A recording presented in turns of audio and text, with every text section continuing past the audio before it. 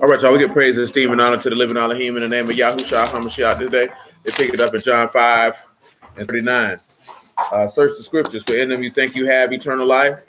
They was testified me, and you would not come to me that you might have life. I receive not honor from men, but I know you, that you have not the love Elohim in you.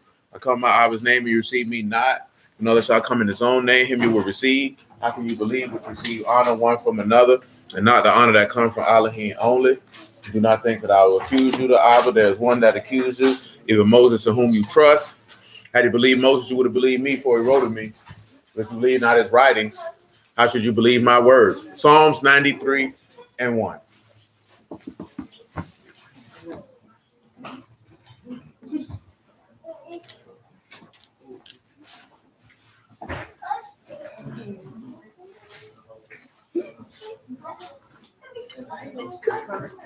Hey, John, I want to let you know, too, on your promo thing, boy, you were the lamest nigga in the history of lame, boy. That was supposed to be. I mean, I did it enough. Oh, you talking about very much so. That nigga popped up, yeah, we getting money. Get out of here. No, that nigga sounded like a nigga who was trying too hard. I ain't have a cut. I had to cut it with a little raw. We all had them. You got the devil. Man, how you niggas go out of town and don't get a haircut?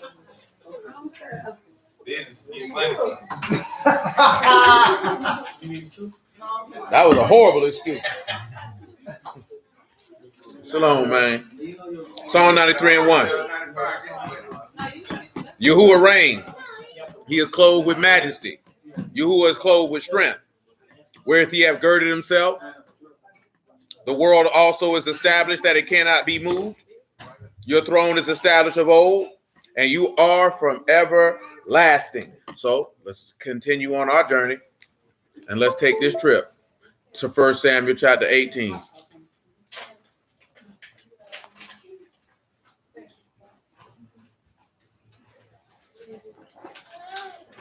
We looked at 1 Samuel 17. What did you take from the story of Goliath and David? Don't tell me nothing about a nigga killing no giant and the underdog killing the favorite, because that's corny. That's American sports talk.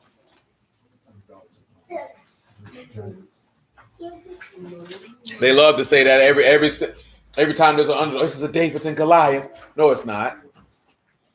It's disrespectful to my sensibilities. You said what we got from it? Mm-hmm.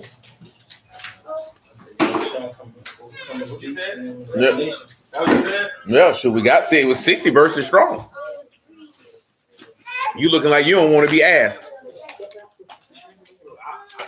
Unpurse your lips. He had more faith than the older people. Yeah. About how old he was, about how much faith he had in him. That nigga got the booty. Hey, Who got the booty face? that nigga got a cold lip over there. Oh, you talking about he just got hair on the chin? That nigga got the cold lip. That nigga say the cold. That nigga talking about you. He say you got a booty face. I got a little line, and I got my face. Yeah. I ain't booty. Hey, that's that man choice. You freshly shaven? What's up? Nigga look so cold. Leah and Lizzie? I gotta show you the video after. Leah and Lizzie? Leah and Lizzie? Leah and Lizzie? How are you? How are you? Are you fine? I ain't heard that one in a long time. Go sit down. Shalom, man. One of the instances that reason why I asked that was a particular passage that talked about what happened if David would win or Goliath would win. What you had in the aspect of the story was really the battle and the overcoming of sin and death. Because if Goliath wins, then you would have been serving to the Philistines. You would have been a servant till death, for death, always to death. and you would have been in bondage to death. In regards to if David wins, you would have been free, which is what happens. They ended up being free. Let's return to 1 Samuel chapter 18. Hey, little muffin. Hey. Hey, boy.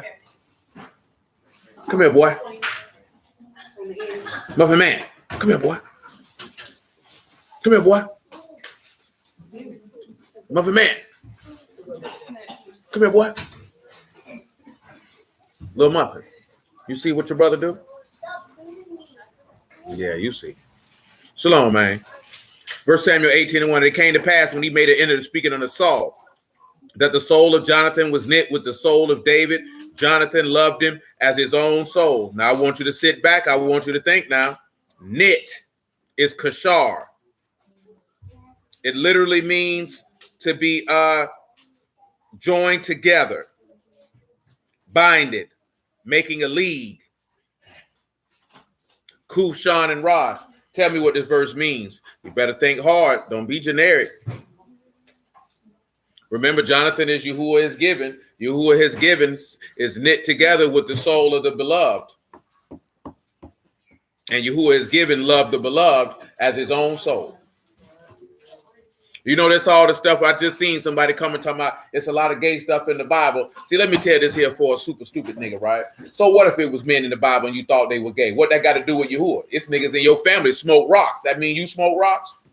Because your uncle do? It's some niggas in niggas' family. That nigga's got an uncle smoking, sucking penis right now. Does that make you a homosexual? So just because there's people in the world who are homosexual, they ain't got nothing to do with Yahuah. Got nothing to do with him at all. I hate when people do that. Oh, Jonathan, but you know why they do that?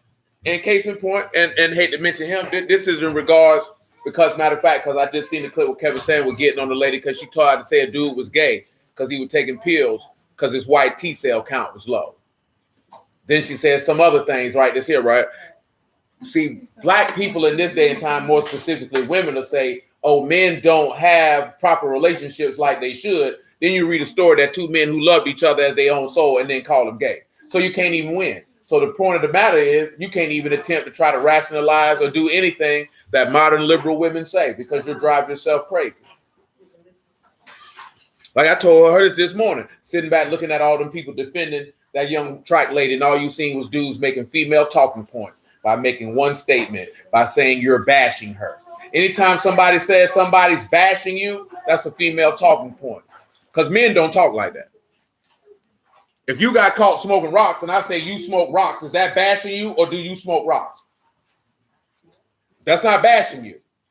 You know what I'm saying? But that's when the qualifiers come in. Well, I was going through this. Nobody gives a damn what you were going through. The reason why I say that is what you're going through is no excuse. That's how Marcellus Wiley put it. No excuse of breaking rules when you know what rules are. She knew what the rules were for running track.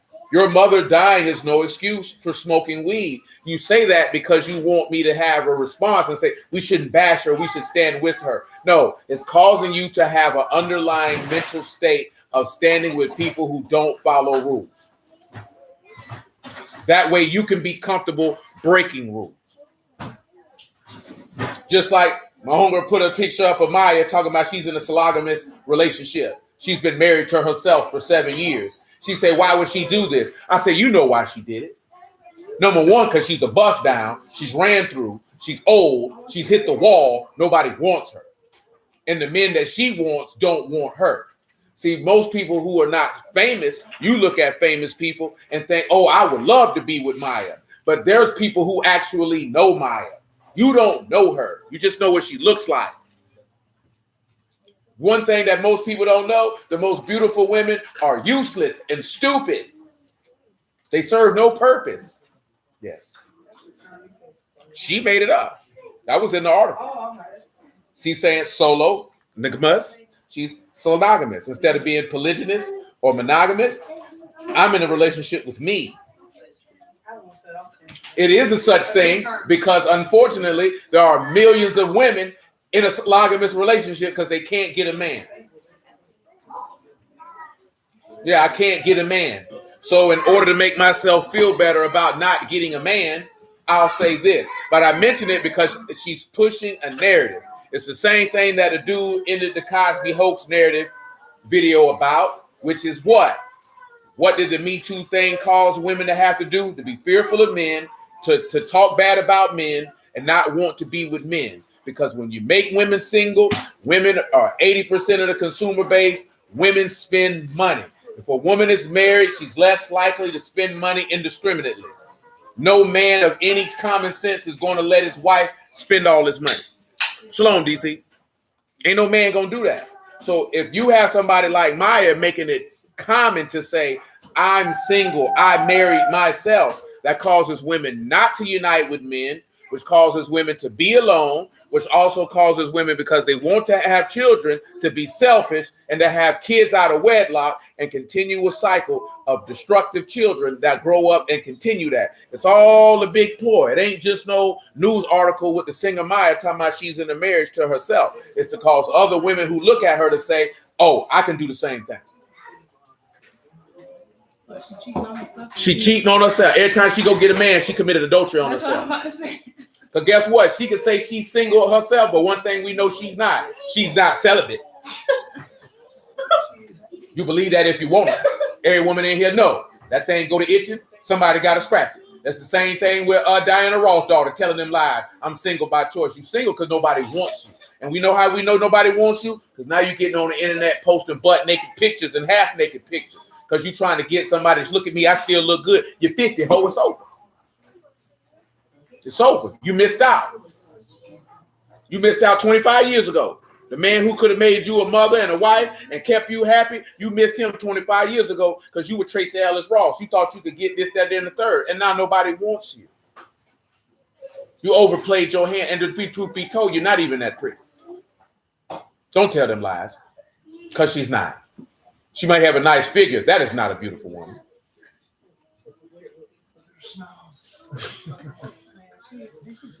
She is Jewish. Her father is Jewish. Yeah, her father is Jewish. Yeah, that's okay.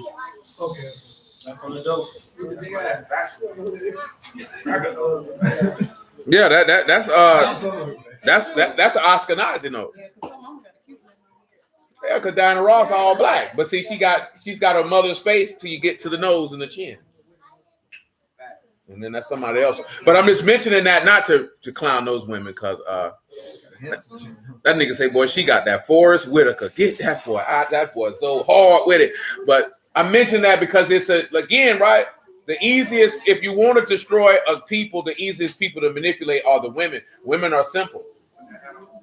It's very, very easy to do it. And the way to do it is to put a wedge, as DC just put it there, between the man and the woman. Like I said, I think what that boy Cat went over Sunday, man, I say that this, like I said, like I told you, I was talking with the brother. He was like, women have occupations. How many of you ladies in here know women who actually have a career? Not a job, a career.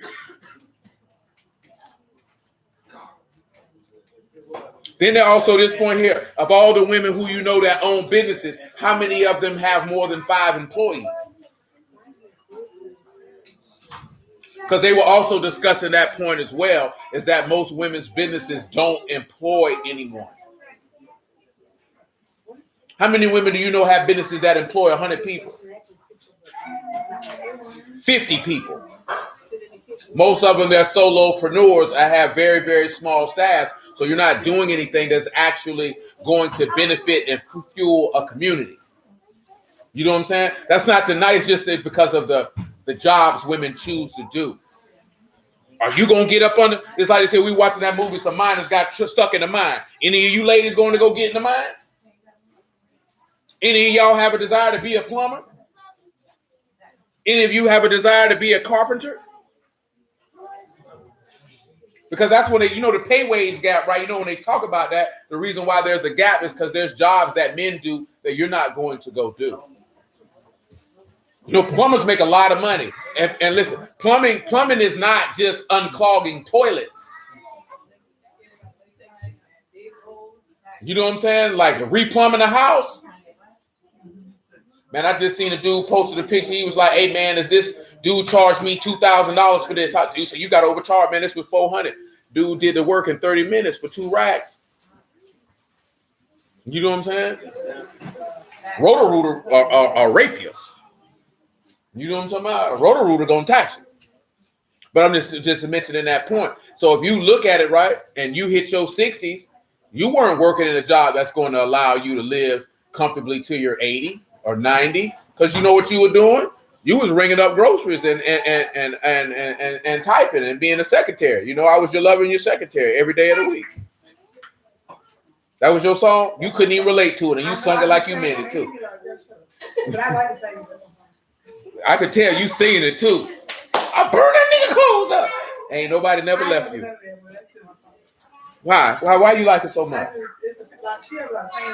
Yeah, I can't relate to it. Oh, so you just felt the code. It was the sister code, huh? You felt the sister code pain for being a dumb hoe. But Mary J been a dumb hoe for a long time. That is her fault. She picked every one of them niggas and let them in her vagina raw for years. What y'all got from that verse 1 though? Ephesians what? You say 5 and 25? Yeah, 5 and 22 and 25. Anybody else? John 17. 17 and 1? 17 about 5. Oh, you talking about we say he and his father are one? Well, let's take a deep dive on this, if you would. Ain't that what that boy say? Elevate to a higher plane. Ain't that what he say?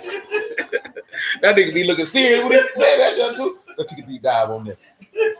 Let's elevate to another plane.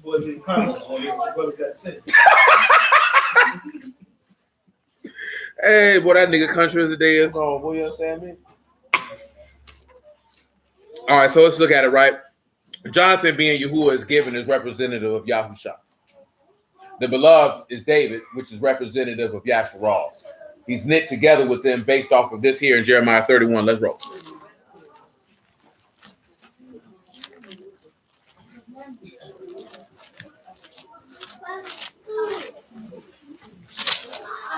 You can pick it up at verse 1.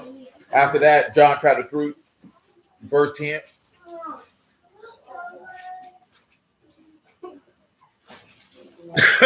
And Sean said, but that first be strong. And he talking about, he said, let's elevate it to a higher plane. But first, prepare for takeoff. Hey, he was snapping by something on them niggas, man. That John had me dying.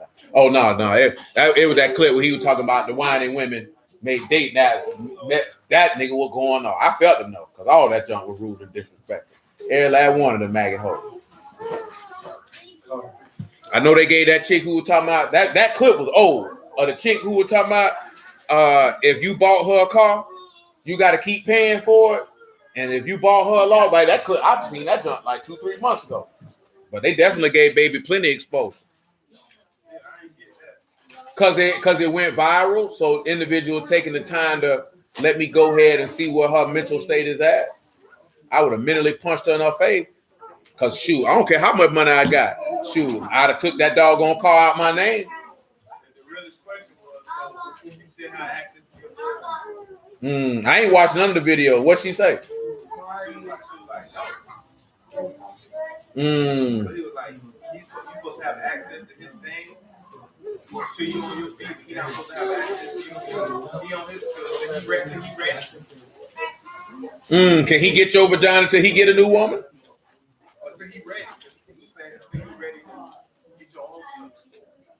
Yeah, because I seen the clip. Well, I think I told you that last night, man. Lady was talking about, you know what I'm saying, men being in the friend zone, and she know them dudes in the friend zone. She put them there, and she know them dudes like them. And the women upset, talking about why men can't, because he never approached you to be your friend. He just settled for that. He never wanted to be your friend. He wanted to bend you over, and you told him no. So he's staying there hoping one day you'll change your mind instead of just having respect for himself and say, well, screw you then, huh? I wanted to exchange orgasms and possibly dinners, but you don't want to do that, so I'm going home. It's better for a man to do that than to sit there and mess with somebody that you know doesn't like you. Yeah, I mean, he probably couldn't go as hard on that woman as you would have wanted him to, because that would have messed up the flow of the interview. It was an interview.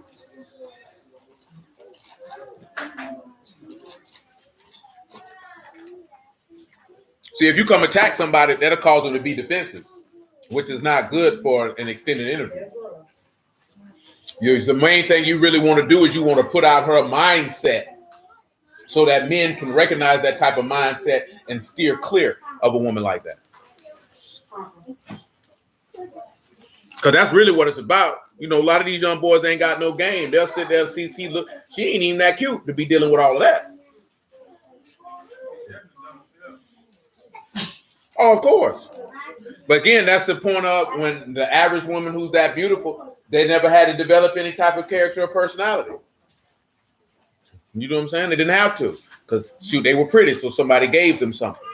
You know what that's headed to. We've already talked about that before. In Ezekiel 16, you were pretty, and he gave you stuff. You ain't had to work for it. You ain't appreciate it. Then you opened your feet to everybody that passed by. Jeremiah 31:1. At the same time, saith Yahuah, will I be the Elohim of all the families of Yasharal, and they shall be my people. Thus saith Yahuah, the people that which were left of the sword found grace in the wilderness, even Yasharal, when I caused them to rest. Yahuah have appeared unto me, of old unto me, saying, yea, I have loved you with an everlasting love, therefore with loving kindness have I drawn you. Now again, of course, we've already referenced in Psalms 93, it says his throne is from everlasting, and therefore in regards to being established. Let's look at verse 4. And again, I will build you, and you shall be built, O virgin of Yasharal. You shall again be adorned with your tabrets, and you shall go forth in the dances of them that make merry. What does that recall that we just read about going forth in the dances and making merry? Just read that in the last 2-week period. Are you reading, Lizzie? All right. Good for Lizzie.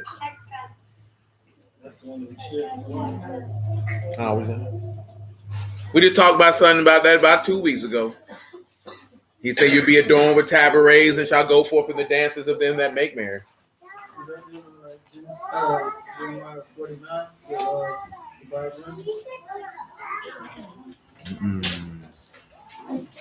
Michael Glover, look at you. You're eating like a nigga.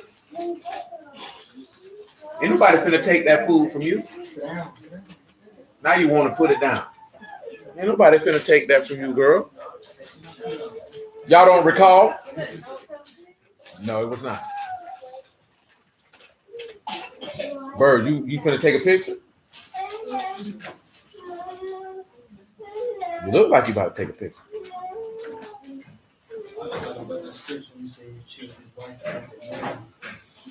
Do you not recall that we read in the book of Judges? What happened at the end of the book of Judges?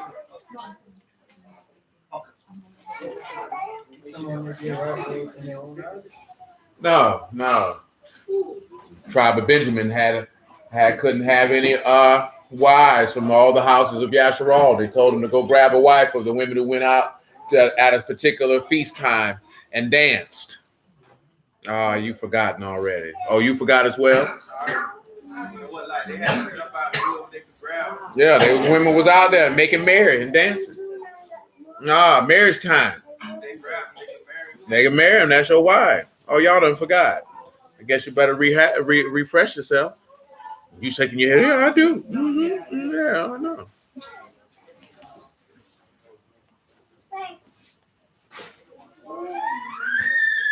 John chapter 3. Muffin Man, I see you, boy.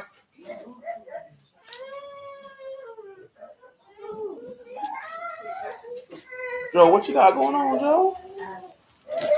You're tired. That's what you got going on.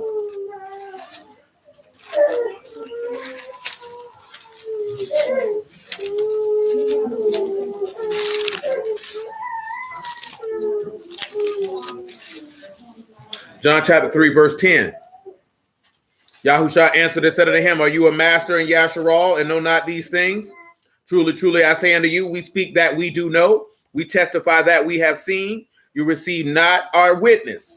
If I told you of earthly things and you believe not, how shall you believe if I tell you of heavenly things? No man ever ascended up to Shamahim, but he that come down from Shamahim, even the Son of Man, which is in Shamahim. And as Moses lifted up the wilderness, the serpent in the wilderness, even so must the Son of Man must be lifted up. Whosoever believe in him shall not perish, but have eternal life. Elohim so loved the world that he gave his only begotten Son. that whosoever believe in him should not perish, but have everlasting life. Elohim sent not his son into the world to condemn the world, but that the world through him might be saved. See, that's our second element in regards to he loved him as his own soul.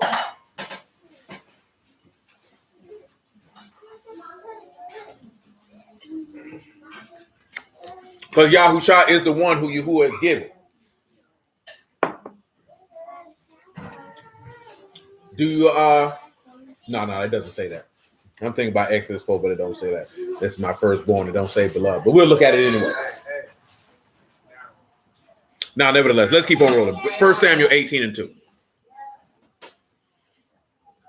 Saul took him that day and would not let him go no more to his father's house. Then Jonathan and David made a covenant because he loved him as his own soul.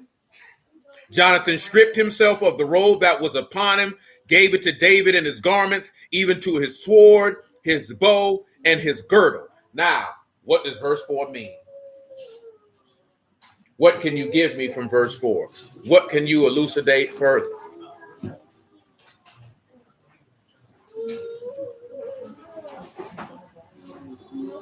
Bird, sit up properly. I said sit up. I didn't say roll over.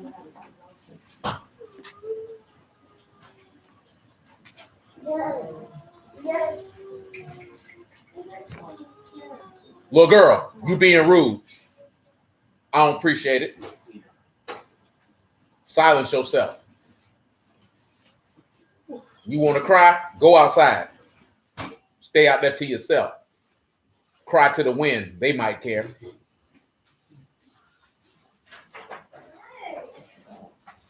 Put the whole armor of Elohim on? No.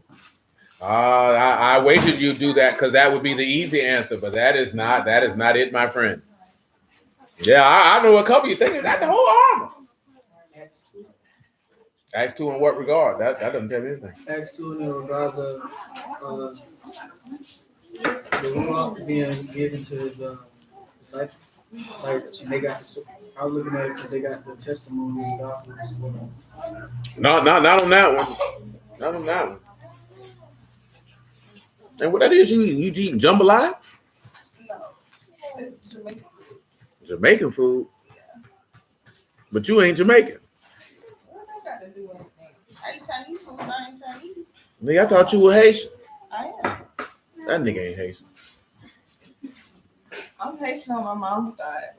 Or what your daddy is. American. So he a nigga. Yeah. New Jersey. Oh, that nigga said New Jersey. New Jersey. You say clothed in majesty, I give you that. Alluding to make him a king, I give you that also. But what does the robe mean? Remember, this is Yahuah given, have stripped himself of a robe that was upon him and gave it to David. Let's take a look at something, right? John chapter 14.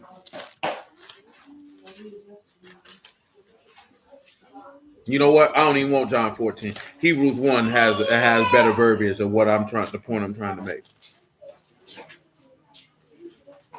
Hebrews 1:1.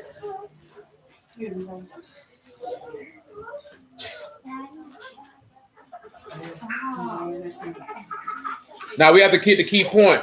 Before, what happened to make Jonathan give David all of these items?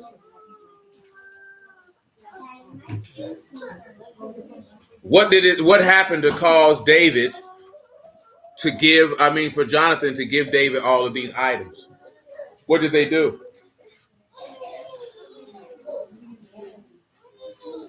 Muffin. Not you. That one. The smallest muffin. Why you in there crying, little muffin?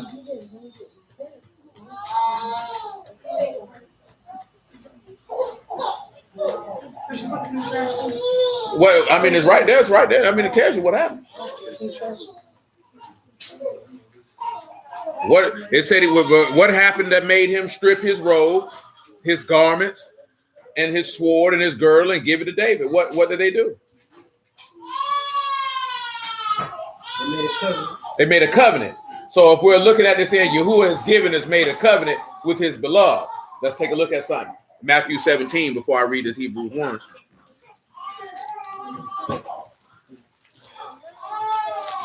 Like,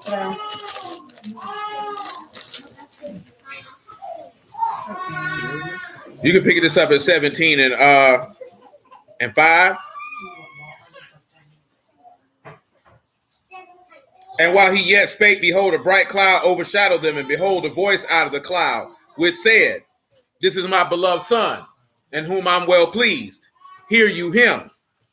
When the disciples heard it, they fell on their face, and they were sore afraid. Yahushua came and touched them, saying, Arise, be not afraid. And when they lifted up their eyes, they saw no man save Yahushua only. They came down from the mountain. Yahushua charged them, tell the vision to no man until the Son of Man be risen again from the dead. Now, what did they see with Yahushua in this vision? What did they behold? It's not a complicated answer. What did they behold? What did they say happened to him? He had transfigured. He had changed appearance. What they saw was an elevated appearance. An appearance. Now, here's the next question. Why did he tell them, don't tell nobody that until he raised from the dead? Matter of fact, before y'all ponder on that, a brother asked this question. And I want to ask all of y'all that question, and I want to hear your answers. Lazarus, right? He died, right? Yahushua rose him from the dead, correct? The brother asked, why did Lazarus die of a sickness? Was it because of sin? Or was it because that he was unbelieving towards Yahuah? What would you say? I know what I told him. Why did Lazarus die? He said, why did Lazarus die? You say because he could do or show his word? Yes, What you say, sir?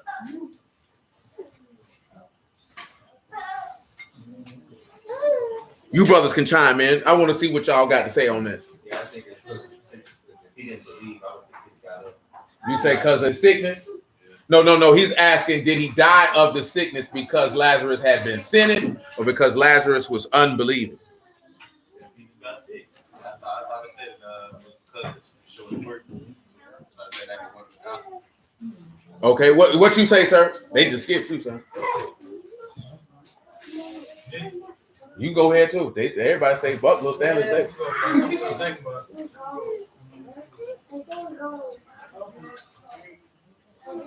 What you say, Antoine? You say unbelief. Sean say to show the esteem. Saran say he's already seen my answer, so he'd be I don't cheating. think he was sinning because his sister was like, surely I seen him last day. He wasn't sinning. Yeah. That's why Lazarus died, right? The brother asked the question. I think this was a conversation he was having with somebody else. So he shared that. He said, Lazarus died of a sickness. Did he die because of him sinning or because of his unbelief? Kira says, neither. It was for the purpose like the man who was blind. Neither him or his parents had sinned. Yeah, I said neither too. I mean, he was getting sick back then. Anybody else? Oh, no. Yeah, I just said Well, one thing, it doesn't, what you talk about, John, is John chapter 9. It doesn't say that period at all. They came and told him that Lazarus was sick and he died. Matter of fact, Yahushua purposely waited for him to die. Say he waited like about 4 days before he actually left. He actually tells Martha that did not tell you that you'll see the works of Elohim if you believe. But I see Saran already seen it. It was for you who was esteemed. I told him that. I said it was neither. That was to show that for the power of Yahuah to be known, because miracles are for unbelievers. You know what I'm saying? That's not for people who believe. Martha didn't need to see that. Mary didn't need to see that. No one needed to see it. Now, he agreed. He said that's what his spirit was telling him. He said he's been told by other brews that if you get sick and die, it's for a violation of Torah. And I'm like, that's an unlearned. Hello, sir. He said that's for an unlearned person because everybody's going to die. Hezekiah got sick. Text don't say he was no sinner. Oh, you would like for me to pick you up, and now you're a thumb sucker. How long have you been partaking in that vice? So I didn't expect you to die though. If feel like every righteous person supposed to die next week? I told him, I said those are unlearned people, so they're not even worth thinking about. Because you're gonna leave here. Everybody gonna leave here. Where are we going at? John 14. Hebrews 1, you know. Yeah, no, I'm coming back to the Hebrew 1. I want to get this John 14 first and foremost.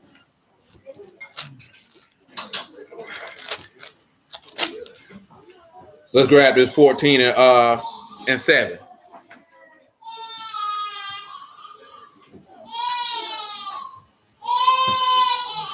Yeah, absolutely. He waited 4 days because what did Martha say? He said, "Take me to your brother's grave." What she said. But this time he's thinking.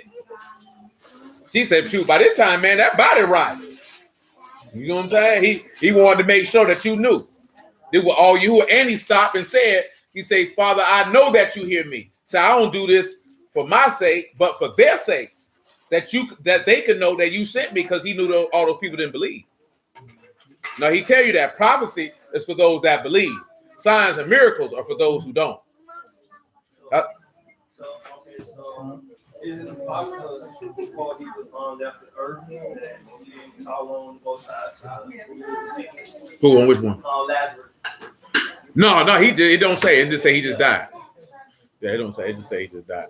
But because it mainly focused more on what Yahushua did, and he purposely waited 4 days after him passing to go, because I think, if I'm not mistaken, it states that he said he knew what he was gonna do before he even got there.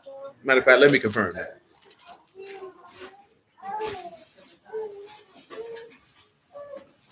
Matter of fact, in verse 4, he tells them, so Johnny, you were correct. He says, "The sickness is not unto death, but for the esteem of Elohim, that the son of Elohim might be esteemed thereby." So he got sick for that was all the purpose to esteem Yahuah. That's the whole purpose of what it was for. And then he said, when he heard, therefore, that he was sick, he abode 2 days, still in the same place where he was. So he delayed it. But again, like you said, the sickness is not unto death. See, they didn't click that because he actually died. See, this is what lets us know that if you believe and you die Mashiach, then the second death have no power. Because though you may be plagued with the sickness of death, it's not a sickness unto death. Because at the day of the resurrection, Elohim is esteemed, and the son of Elohim is esteemed in you by a product of you resurrecting from the dead. But let's get to John 14 to 7 out the way. He said, "If you had known me, you should have known my Abba also." Hold on. Okay, you were getting right before I even had to tell you, because you know you was out of pocket. "If you had known me, you should have known my Abba also. And from henceforth you know him and have seen him." Philip said unto him, "Lord, show us Abba, and it suffice us." Yahushua said unto him, "Have so long time I'm with you, yet you have not known me, Philip. He that have seen me, seen Abba also. How say you, show us Abba?" Now we go to Hebrews 1 because of the point that I'm trying to make in the regards to him stripping off the robe, the garment. Because now we can look at David in the aspect of, now the standard version is looking at Jonathan being Yahushua, David being Yasharal. But in this instance, who is Jonathan at this time? Who is he related to? He's related to Saul, so he's really the son of the king. You know what I'm saying? And you're looking at the son of a king taking off what he has to give it to someone else to continue in that space. So what we would really look at it is, if we was to be hyper-focused, is you're looking at Jonathan being the father and giving all power, rule, and authority to the son. You know what I'm talking about? Because what does David end up doing? He ends up effectively moving into Jonathan's role, even though Jonathan doesn't die till he dies with his father. That's what ended up happening. You know what I'm saying? If you pay attention to the narrative for the entirety, David moved, because actually David ended up becoming his son because he married one of his daughters. David effectively, and we're going to get to him actually marrying one of Saul's daughters, David effectively takes Jonathan's place. Jonathan taking all of his robes is him abdicating his place to David. and saying, here, you can take it. Because that's what that meant, to take off your stuff and give it to another man. I'm bequeathing unto you, or abdicating my authority and giving it to you.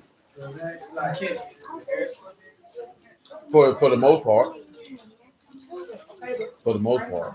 That's what that meant in ancient culture, especially if a man was a warrior. You know what I'm saying? Like when Saul, that's like when Saul gave him his armor and all that there, and he said, no, I ain't proved that yet. That's the same as Yahushua saying, hey man, I can't come down as the son of God. I gotta prove myself as a man. I can't put that on, I take that off. I gotta go out here and prove myself, and then I can take that on. Hold on.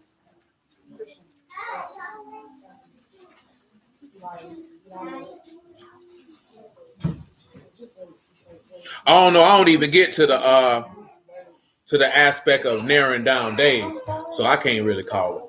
So what you're talking about when you stripping it off, is that some parallel with Genesis 14 with Pharaoh? He said, Yeah, because Pharaoh took off that robe, gave him his robe, gave him his ring, because he gave him authority. That's what kings did in those times. If they wanted to give a man authority, they gave them their own stuff. So when somebody saw it, what you saw was the king.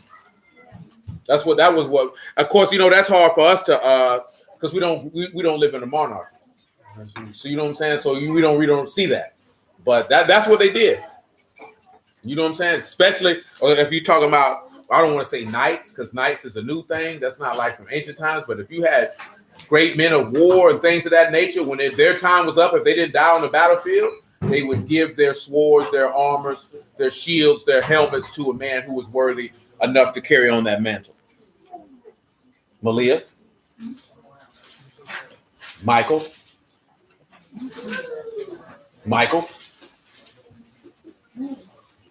Come on back to Hebrews 1:1. Daniel got a purple robe. What's his name? Mordecai got a robe. And that points to why Herod gave Yahushua a robe. And in each instance, these were individuals who they were getting that because these were the men that were desired to be honored. Because Daniel got elevated he was only a spot behind Nebuchadnezzar. Yeah, he was only one spot behind Nebuchadnezzar. That was the only person who had more authority than Daniel in the land of Babylon. And it continued with Darius. Daniel got the robe and the jewels after reading the handwriting on the wall. Remember, we just read that not too long ago. And remember what Daniel told him. You can keep it. And what else it was? Mordecai got his because that was the man who the king wanted to honor, because Haman wanted that, because that was going to put Haman right under Xerxes. So Mordecai ended up being right under Xerxes. You know what I'm saying? So you're seeing the common theme here. But let me get to Hebrews 1:1. Elohim, who at sundry times and in diverse manners spake in time past unto the fathers. Oh no.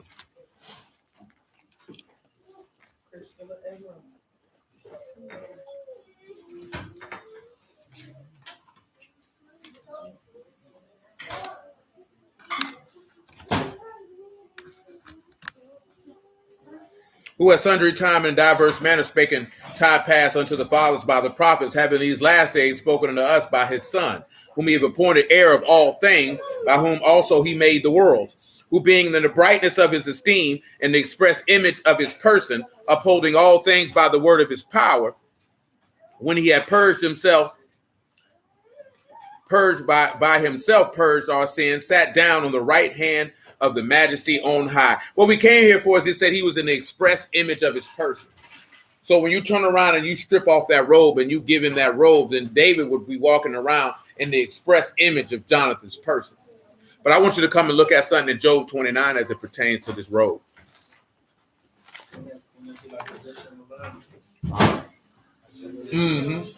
Because Elisha definitely got Elijah's mantle.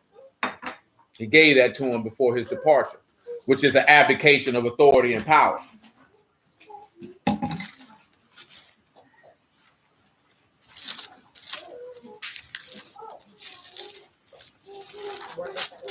The thing that we're sitting at looking at is before David is going to begin to suffer in order to become king, you see the abdication of power being given unto him. Before Yahushua was going to suffer to become king, we already know that the Father had abdicated power and authority to him before him leaving heaven, before the world was even made. Do you recall in 1 Corinthians 15 where it says all things are set under his feet until Elohim come, and then he delivers all things up to the Father, that all things may be all in all, because he would turn around and give the authority back to the person who gave it. Now, David does not have to do that, but that's what's being led to. Someone gave David that authority. Somebody gave Yahushua that authority. And you always say a person's character is, you can see it under adversity. You're always going to see the character of a man in adversity. That's where the hallmark of a character of a man is exposed. The character of a man. That's the point of why I said the young girl was mentally weak and fragile, because you're facing an adverse situation of your mother dying, knowing that you had something of weight that could be beneficial to you. Well, you lay coochie, so you don't have no kids. But at least could be beneficial to you. And you abdicated that for a temporary relief. And that's why I said that's the difference between a man and a woman. I cannot feel sympathy for you because when there was a manner of adversity in front of you, you folded. And you sought to seek relief from something outside of yourself that you knew could put everything that you have been working for at risk. And you want me to stand next to that level of stupidity? If that was a man, we would look at him and say, nigga, you dumb, and walk off. So she has to get the same treatment. See, you can't ask for feminine equality, and then when you get it, then you want to be treated like a woman with kid gloves and feel sorry for me. I will not. Truth be told, that's why that cornball nigga Profession Fit be saying what he be saying, because most women are not held accountable, especially the more beautiful they are. The more beautiful they are, but that's men's fault, because you don't make women earn what they get. You hand them stuff. You know what I'm talking about? So that's why they begin to feel entitled and stick their hand out and feel like you should do it by reason of my existence. Oh, no. Absolutely not. That's why I had asked y'all, did your daddies make you earn what you get? Because every one of you women know y'all don't appreciate nothing that you didn't have to work for. See, young men are talking. See, most girls, when your people tell you to go get a job, it's so you can buy your little knickknacks, get your hair done, and they're not teaching you to appreciate the value of actually earning what you get, because you know that there'll be some man later on down the line who gonna come take care of you. Well, men don't have a safety net of somebody coming to take care of them. So if anybody in their household has enough sense and sends them out to go get a job, it's to teach them to value the money that they have to blood, sweat, and tears go earn. That's why men look at you stupid when you seek to desire to spend money on frivolous matters, because you didn't actually do the work that it took to earn it. You'll look at it a whole lot differently if you was out there in 95-degree weather with a lawnmower running. If you had to step in a house that smelled like cat piss with fleas, you wouldn't be sitting there thinking about how frivolously that you would think, oh, we could buy this and we could buy that. Well, if you're going to buy this and buy that, I guess you're going to go sell some cat, because I'm not going to buy it. Or you're going to need to go get a job and you can pay for it yourself. But then that junk sign, now you're being mean, because you feel like a nigga should do that because he with you. No, you have to earn that. You know, the average dude in America, when they marry a woman, they didn't even take the time to make sure that she was worthy of being elevated to that position. You did it because you just felt like, let me get married, versus did she prove herself worthy to be your wife? What did she do that benefits you? I just had a conversation with somebody about it. You know what I'm saying? Online, dude in the group I'm in asked, what made you say married men only? What did your wife do for you to know that she's the one that you should choose? I say she earned her position. She sold herself valuable and did certain things that were beneficial to me. What is the purpose of having a woman if she's not beneficial to you? That's the other thing I told you I was talking to the brother about. Why would Yahuah have you if you're not beneficial to him? You're the only one getting the benefit. He got to prove to you why he should benefit you. Nigga, that's backwards as the day is long. He got all the benefit, you don't. You're not giving him anything that he can't give himself. So what are you giving him to say, I'll give you my protection, my ruach, my guidance, my wisdom, my instruction, my understanding. Y'all know what it says in Romans 9, the giving of the covenant, the service of Elohim. The service of Elohim alone there's nothing that you can give him that will equal to that. Just that alone. Before you go to talking about ruachs, land, inheritance, and all that other stuff like that, the service of Elohim alone, there's nothing that you can give him that can equate to that benefit. So that's why when that book tells you that a man should love his wife as Mashiach loved the body and gave his life for it, that means there's nothing that a natural woman can give to a man that's going to equal that. Because I'm being asked to die for you. So you can't give me anything of equal benefit for my natural life. I have to literally, what does the law say that Adam had to do? What was his curse? By the sweat of his brow till he returned to the dust. That means there's nothing that you can give me that is going to equate to that benefit I'm giving to you. I'm required by the word of Yahuah to go out here and live by the sweat of my brow to take care of this woman. You're going to be a help me to the benefit to me, or I will remove it. That's only fair. See, it sounds harsh, but it's fair though. You know, I ain't said that in a long time, but I live by that. I'm a hard man, but I'm fair though. That's to be fair. That's fair. If you want the benefit that I have to give, then I should get a benefit in return. That's fair. And your vagina is not an even swap. Because you know why it's not an even swap? Because you getting my penis. So we both getting something out of the deal. We're both getting something out of the deal. And then I would tell him, I told him a little dog this here. He was laughing, but it's the truth though.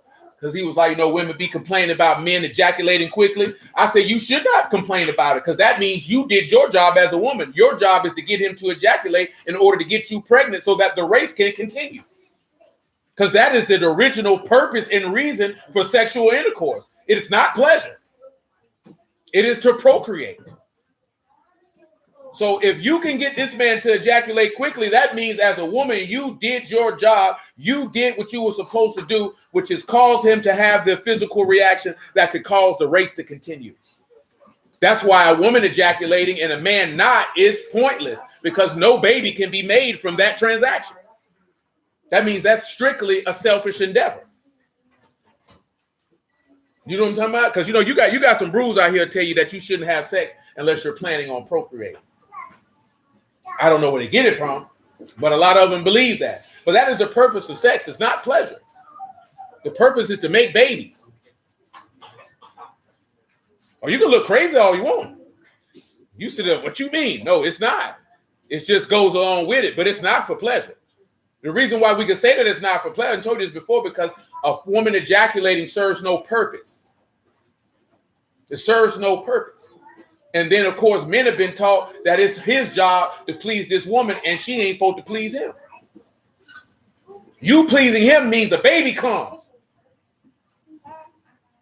If a baby don't come, guess what happens? Everybody dies. Now you got TV shows, you got movies like what I was with Will Smith, walking around here looking for people because ain't nobody here. Ain't nobody here, but we all play. We pleased though. I'm sexually gratified. We ain't got no kids though. Well, whew, I'm gratified. We ain't got no line to continue. When I die, it's over. I mean, we have to be honest about it. I ain't gonna say a condom is sinful, but I don't know why anybody would put one on. It's not your choice to have a baby. Because y'all know people who done been having raw sex for years and people ain't never get pregnant. I'm talking about who ain't even married. Leave that person, get with somebody else, and shoot, might even get married, and they pregnant 3 days later. You know people who were virgins and got pregnant the first time. You know what I'm saying? So, you know, that's outside of your control. That's all Yahuah is doing. You know how rough that got to be your first time and like this here, and you ain't married. See, it's different if you were married. Your first time having sex, your husband got you pregnant. That means, baby, you did your job and you did it well. You to look out for that woman. She did her job. Shoot. All jokes aside, she give you a child under the confines of marriage. She did her job. Shoot, hopefully she did it well. Hopefully she wasn't laying there like a starfish. Then you ain't, you know, don't reward her.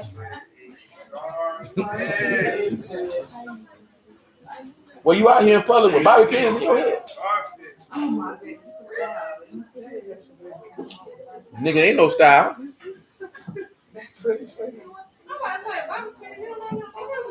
Thank you. So let's just say, would you take a picture with that in your head? Yes. You know what Bob pins come from? Bob. Thank you.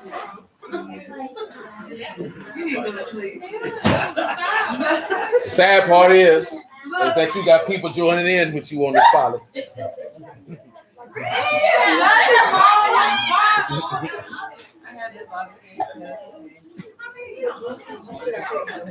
Oh, I know. And I thank the Lord for that.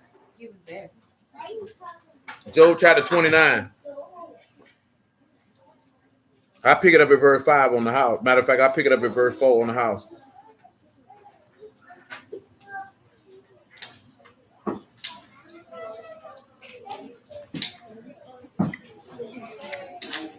Well, you can make it 1. I'll run it all down. You bet not open it neither.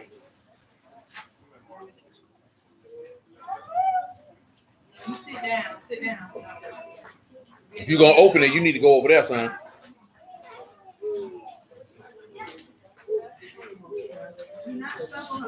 Moreover, Job continued his parable and said, "Oh, that I were in the months as in months past, as in the days when Elohim preserved me." What does that verse mean? As I was in the days of months past when Elohim preserved me. What does that mean? 29. I think by Proverbs 8, you see maybe from.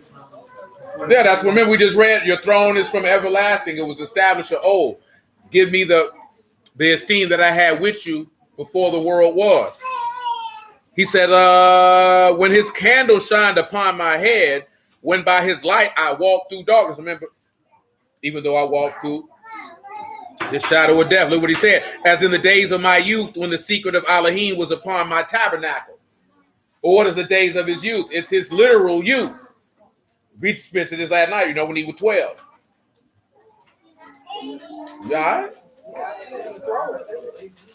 Well, shoot, you know, Michael probably got strong kneecaps.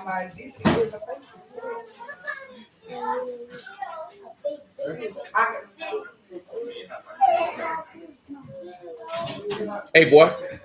Hey, little boy. Go sit down. Yeah, sit down. You tied verse 4 to Luke when he was 12. No, I'm saying that, and his secret was on him until the days of the youth. They mentioned him at 12. His secret was on him until he was 30. Nobody knew who I said, go sit down. Now, go.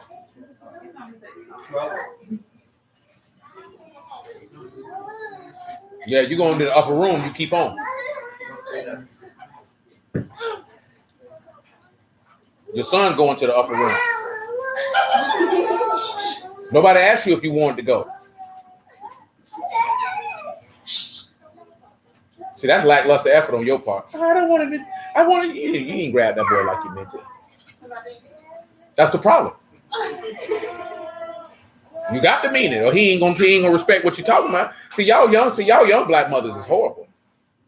Cause them women from the 70s and 80s, meaning like this here, like boy, who? You don't strike no fear in them kids' heart.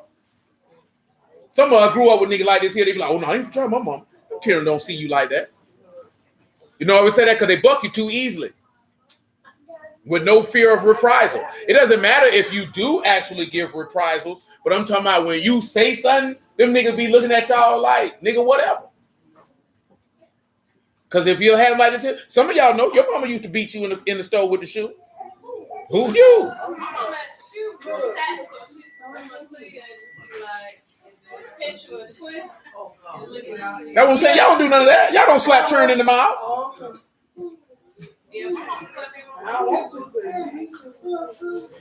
Cause they buck y'all. I'm just saying how they buck you. Cause they give y'all that look like this nigga.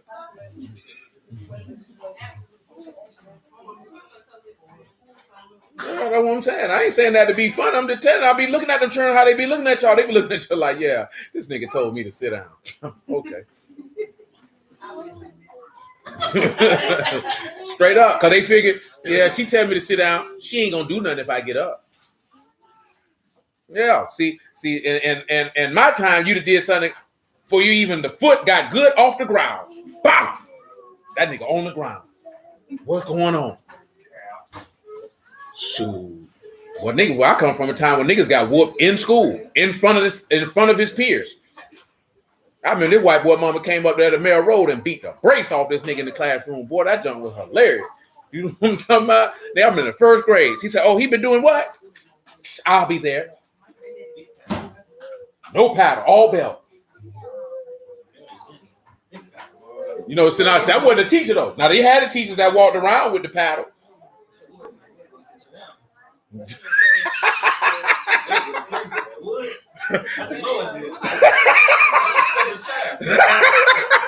That boy said that's the Lord's wood. Boy, that nigga said that's the shepherd's staff. Yeah, that paddle gonna get you right.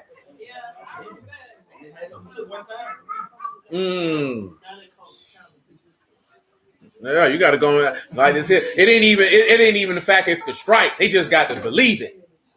They don't believe y'all. They got to believe it. You know what I'm saying? They have to know that. It's just like what Don Juan said, pimp. He was like, you know, you got to go to a woman, you got to be like, you got to have it to the point like, please, daddy, don't kill me like you said you would. She got to believe it. You know what I'm talking about? Them children got to believe that you will slap the black off of them. If you say I'm gonna slap the back off of you, but you don't actually slap, they don't believe you. And then they size you after that. They don't have no respect for none you talk about. Y'all know that, because if you size a man and he let it slide, you ain't got no respect for what he talking about. And you wonder why niggas say women ain't nothing but children with breasts. Because y'all gonna do the same thing. You know what I'm saying? If you don't reinforce, that's why Yahuah says through Solomon that because the sentence against an evil work is not executed speedily, you got it in your mind that you can do evil because there has to be a reprisal. If that child knows that I can buck you, especially the mother has to be consistent every time, especially with a boy. They're not going to respect what you're talking about. You know what I'm saying? If you tell them, if you get up, you got to go to you got to send him. And the number one thing is you can't get frustrated by saying that you have to say the same thing more than once. If you got to say it more than once to continually show that I'm going to straighten you every single solitary time, then you have to do it. You have to do it. I'm talking about every time. And it's the same thing with that boy said he got whooped at school. Oh, kid got whooped at school in 3rd grade. And it's a key thing too, right? It's one thing I tell men to do. You don't even want to lose your cool with them children. You don't even want them to see that whatever they do could get you emotionally flustered, because at that point they know they've won. They know what they can do to push the button to get you to do react. Because once y'all get flustered, you're gonna forget that whatever it is that you was gonna have them do or not do. And if you don't want to beat them, then do the one thing that you know they don't want to do. Put them to work. You know what I'm saying? Give them a book to read. Make them write stuff. Make them use their brain. Don't put this nigga just go to stand in the corner. Bum stand in the corner. Go vacuum my carpet. It don't need to be vacuum. Vacuum it till I say stop. Go take him out there in the backyard and give him a broom and do him like the CEO say, sweep the sun off the sidewalk, boy. You know what I'm saying? Put him to work. Because the whole point is not the chastisement, but that they know that there will be a chastisement. If they know that there's going to be a consequence, let's say I just talked to Little Muffin about that. Just use the stove as an example. They need to know that there's consequences for the choices that they make. They have to know that. Because guess what? They're going to learn it when they go out that door and they get grown. So better they learn to understand that I need to make better choices at 5 than learning 25 in the back of a police car. You know what I'm saying? You know what I'm saying? Hey, it's whatever you choose. They talking about, taking stuff, wall sits and all that type of stuff. You know what I'm saying? It just, for me, is they need to know that there's a consequence. And you have to follow through because every time Yahuah said he was going to crack somebody's skull, he cracked it. When that man said he was going to do something, he did it. And you have to do that. Oh, Muffin, are you tired? Well, what you been doing? Muffin, you been in that happy juice? Oh. No, I showed her what alcohol was. I would recommend this as well, because Lil Muffin can tell you. I showed Muffin this stuff live, but I can't do that anymore. So we had to show photographs. Show your children what drugs are.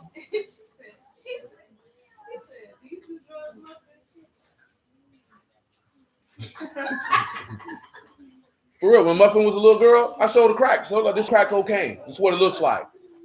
Somebody bring you this, don't smoke it. Don't be their friend anymore. They don't like you.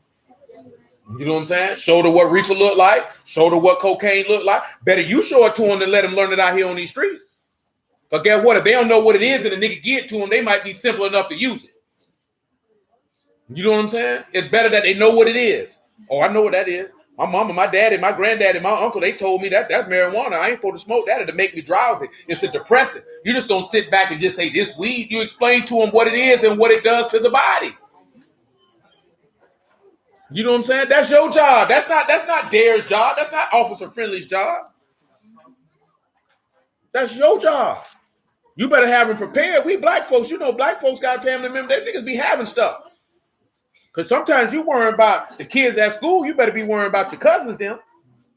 Because you don't know what they got going on in their household.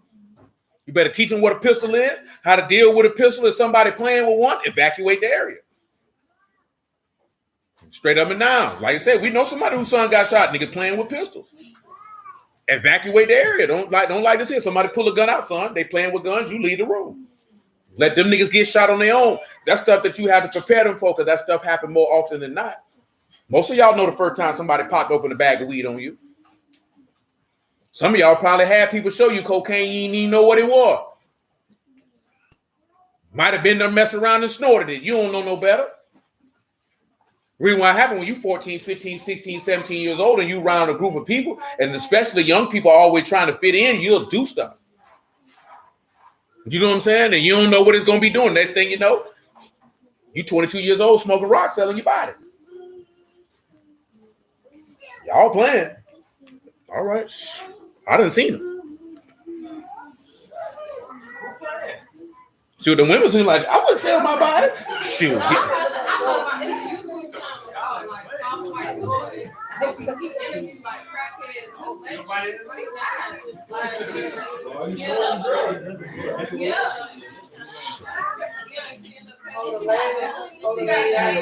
Tell you, man. It's real out here, man. 29 and 5, right? Listen what he say.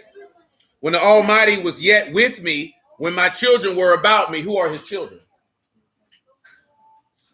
That would be the disciples. Listen what he said. When I washed my steps with butter, the rock poured me out rivers of oil. When I went out to the gate through the city, when I prepared my seat in the street. Dang, that nigga Saran said he was 10 years old when he started smoking. They had him smoking soap. Lord have mercy. Hey, some dudes sell fake dope. Boy, they sell soap. Some of these people take bread, put a little, what you call that, John? That'll numb your mouth. Oral gel. Yeah, they hit that doggone bread with that oral gel. So if they put it in their mouth, it'll numb it so they think it's cocaine. Nigga be selling bread. Why no niggas done sold niggas Comet? The candle wax was definitely what they'll hit that oil gel with. Because you think it's, you know what I'm saying? It's nighttime. Crack is a nighttime drug. You know what I'm saying? So, because most people come, I mean, from my personal experience, shoot, I sold a lot of rocks in the daytime. I sold even more at night. After. Shoot, them people be running 2, 3, 4, 5. That's why they call it an all-night flight. They flight all night. That's why that nigga might, oh, you gonna be here all night? Yeah. Okay. He said it was solid weed. That's what they call it up there. No, he said soap. I'm like, damn, they smoking soap. So you talking about that's what they call weed. Bars of weed. In the UK. Yeah, we don't have that type of slang. You threw me off with that. I'm for real, man. Like I said, I'm mentioning this here because yes, we godly people. But guess what? You're supposed to know all of the adversary's devices and not be ignorant of them. And just because you know what that stuff is, you can't send these kids out here ignorant of what's actually going on in the world around them. But guess what? They're not going to be around righteous people every minute of every day. They're going to encounter people if they go to school. They're going to encounter people on the job. They're going to like this here. Because guess what? Most of them might get a job when they get older. It may or may not work for you. And guess what? Even if they're working for you, all of us ain't got saints working for us. You got sinners working for you. You're going to encounter something. They need to know what a cigarette look like. They need to know what it do to the body. I showed Muffin a smoker's lung and a regular lung. This is what happened when you smoke.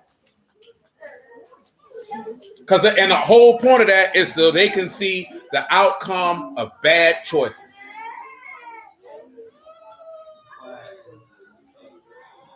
That's what we don't like to do. We don't like to talk about the outcome of bad choices. Then when they go out here and make bad choices, you want to get mad with them.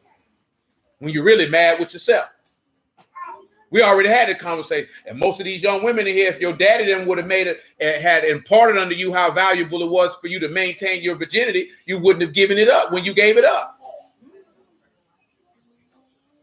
Nobody told you the consequence of giving up your value to random men. Because contrary to popular belief, you can't get that value back. I don't care if you had only been with 2 men your whole life and didn't have sex for 15 years. You still ain't got the same value as a girl who ain't never had sex before.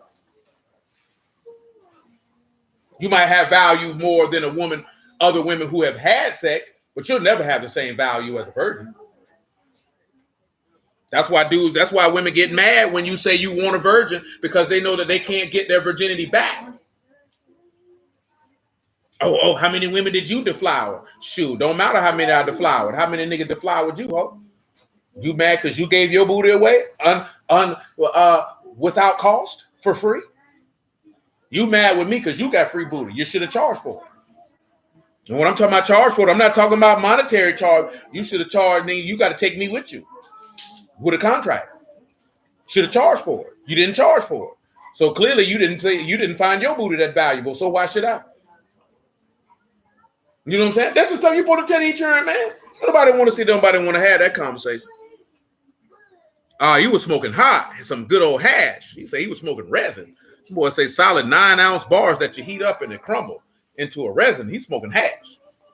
You boys have smoked hash before? Huh? You had a little bit of hashish in your time? Hashish and weed, you actually having sexual intercourse if you mix hashish and marijuana. Because the hashish is the male part of the plant. And the marijuana is the female part of the plant.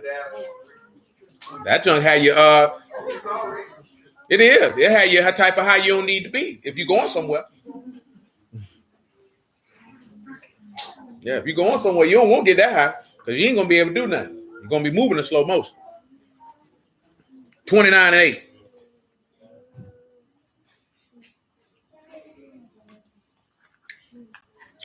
The young men saw me, hid themselves. The age arose and stood up. The princes refrained from talking and laid their hands on their mouths. That's what happened every time the scribes and Pharisees came through. They shut their mouth. The nobles held their shalom and their tongue cleaved to the roof of their mouth. Here we go. When the ear heard me, then it blessed me. When the eye saw me, it gave witness to me. Y'all got some examples for that? You got multiple. Boy, hush your mouth and sit down somewhere. See, that no gonna get your mouth slapped. That's one thing you can't be scared to do, too. Them niggas say do something like this here. They say no, you ought to slap them dead in their mouth. You ain't got to slap them hard. We ought to pop them dead in their mouth. Because that's disrespectful.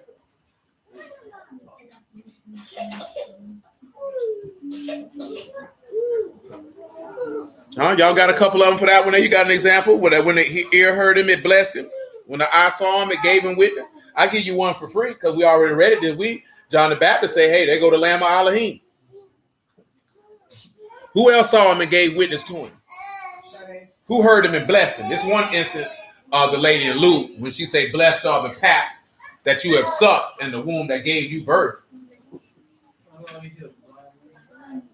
Blind man definitely honored him. But he gave witness to him in a different fashion. Because he asked him. Yeah, he said, I do.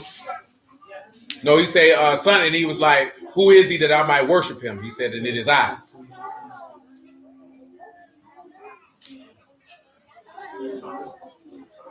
Thomas did once he showed, put his hands in the feet. Absolutely. Say, my Lord and my Elohim. Bear witness to him. We washed his hands of the innocent man. Oh, you talking about Pilate? Yeah, Pilate did bear witness to him. He said, I declare this is a just man. Pilate definitely did bear witness to him, and so did his wife. The lady who grabbed his garment bear witness to him. When you bring forth the gospel, guess what you're doing? Bearing witness to him. Oh, yeah, the Ethiopian. Oh, that was with an apostle. Which one of the disciples they had? Like, I found him. Oh, that was then when they took him to Nathaniel. I think that was Peter's brothers. Let's look at verse 12. He came because I delivered the poor that cried, and the fatherless, and him that had none to help him. The blessing of him that was ready to perish came upon me. Y'all should know that. That's in Genesis 49 of the blessing of him that came that was ready to perish. What was the blessing? Come over here to Genesis 49. Who doing all that crying? What you did to that boy? So you over there assaulting the baby? No, you over there assaulting that baby. He telling on you right now. See, he just told me, he was like, bro, she snuffed me, cuz. She snuffed me. She said she gonna get yours, B. She said, he said you gonna get yours, B.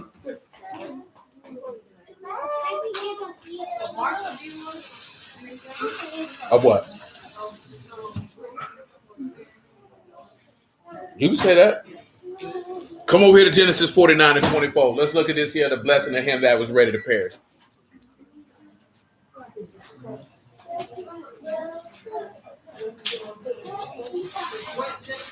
(49 and 24).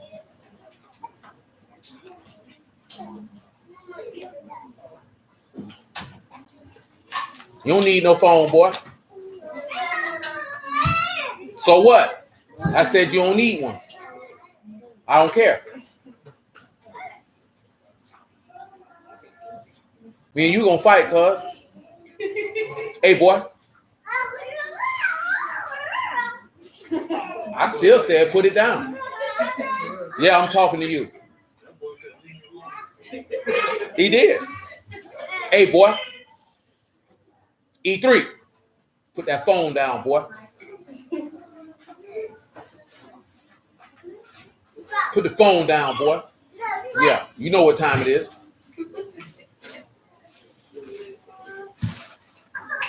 You better hush that noise and unask that phone, boy. And you sitting there, get it here. You supposed to take it from that nigga.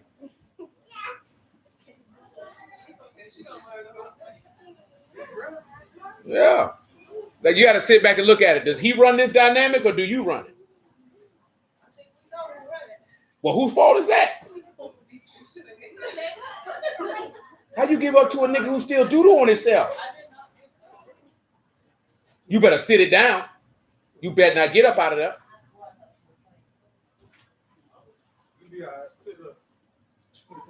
You bet not. You ain't getting it. Look at that. That's why you're stuck. I hope your diaper give you a wedgie.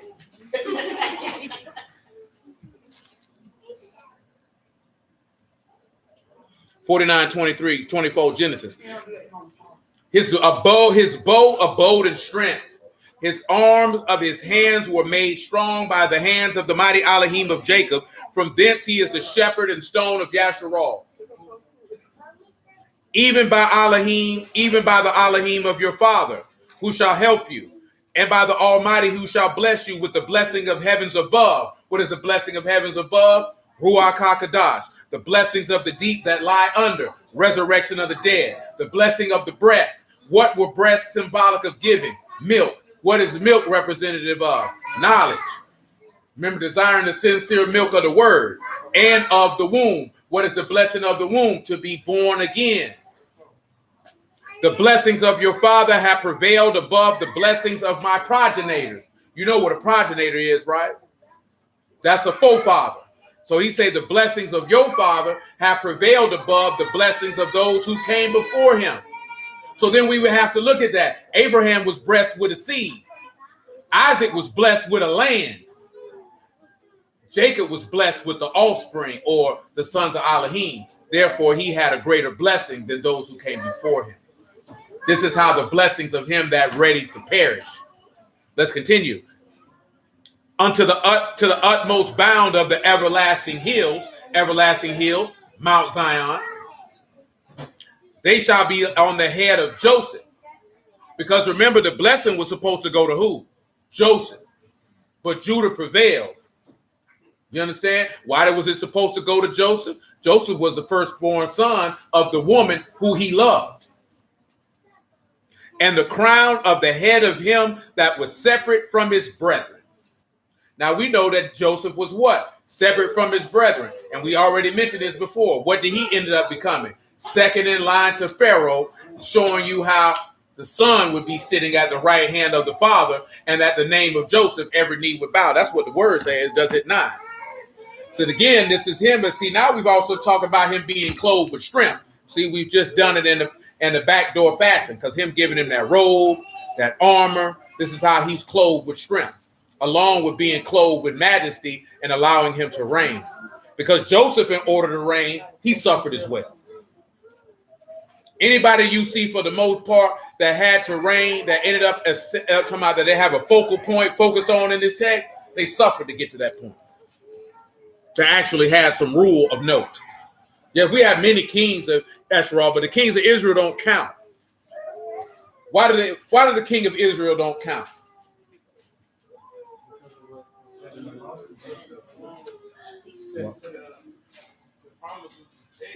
Yeah, they were never supposed to be ruling to begin with.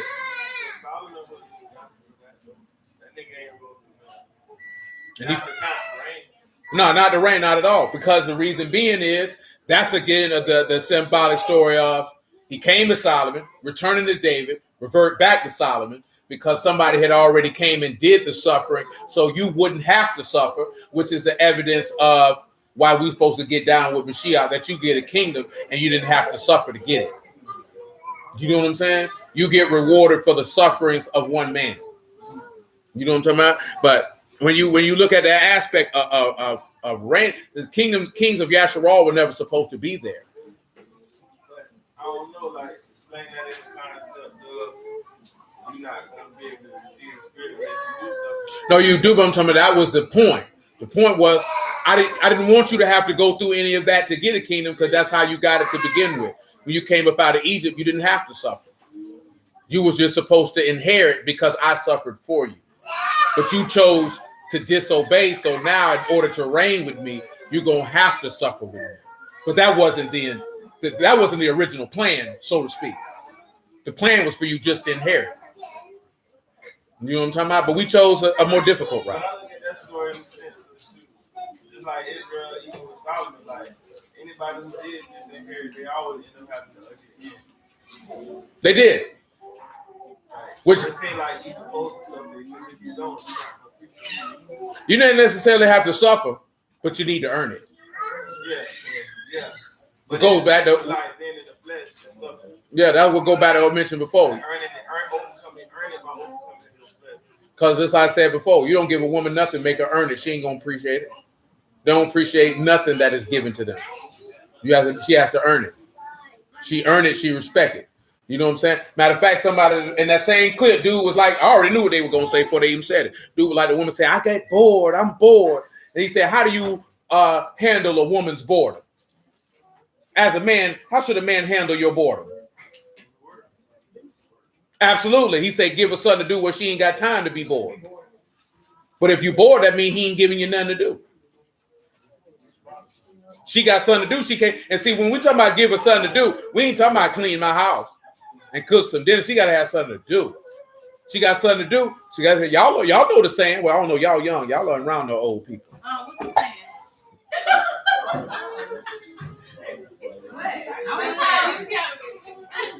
What the saying? What's the recipe? What the recipe? Yeah, idle mind is the devil's workshop. King. Who you over there talking to on your phone? Because I see it.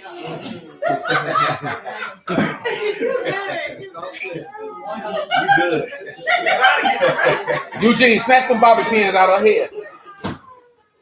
Jug in the eye with it. Tell her you're sorry afterwards. But no, I mean, it's the same for a man. But it's doubly worse for a woman. If a woman had idle time to sit around and do nothing, her mind will create 1,000,001 different scenarios of causing chaos. A man sitting around doing nothing, he just gonna sit there and be like, I'm gonna play the game. You know what I'm talking about? I'm gonna sit here and fart and hope somebody come in here and smell it. Niggas appreciate it. Sit around and do nothing. Niggas really sit around and do nothing. Shalom, brother Ren. When a woman that's sitting around, she ain't got nothing to do, she'll be like this here, who? Let me get on. They on there beefing on Facebook. I'm gonna come in. Look at you. You done it. that laugh right there, you do it. We ain't gotta say recently. But that you done it. That's what I'm talking about. Oh, you see what she posted, girl? Next thing you know, 2 chicks at the Walmart in the parking lot, ready to bump. Go Chick-fil-A to gossip. They ain't got nothing to do. Guess what? She gonna find somebody to screw. Ooh, I don't care if they married or not, relationship or not. Woman ain't got something to do. Her mind go to thinking, let me call Billy with the toxic niche. I know I ain't supposed to be talking to Billy. She like this here, I know I shouldn't be doing this. I'm supposed to been left him alone. He ain't no good for me. That's right, Trina. Like I say, I'm being funny about this. All seriously though. Nah, boy, she gotta have something to do around the clock. They respect you more for it too. And just like you say, then when you give her what you give her, then she appreciate it. Because y'all know that when your people used to just buy y'all stuff, shut up, boy. Don't worry about it. Hey, hush, boy. See, right then and there, you're supposed to give him a good little pop right in the nose. Not a strong one, just a little tap. Because he's sizing you right now. See, you ain't see it because you wasn't looking at him. See, he stuck his hand out and he looking at you like, so nigga, you ain't respecting what I'm talking about? So you gonna not let me have a phone and keep me in this contraption. And that when you put the, yep, that way you gonna be, boy.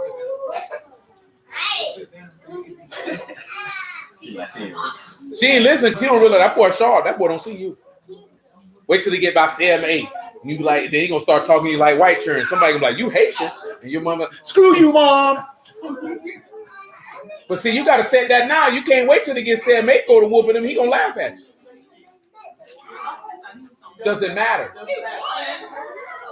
No, it's not. I mean, all jokes aside. All jokes aside.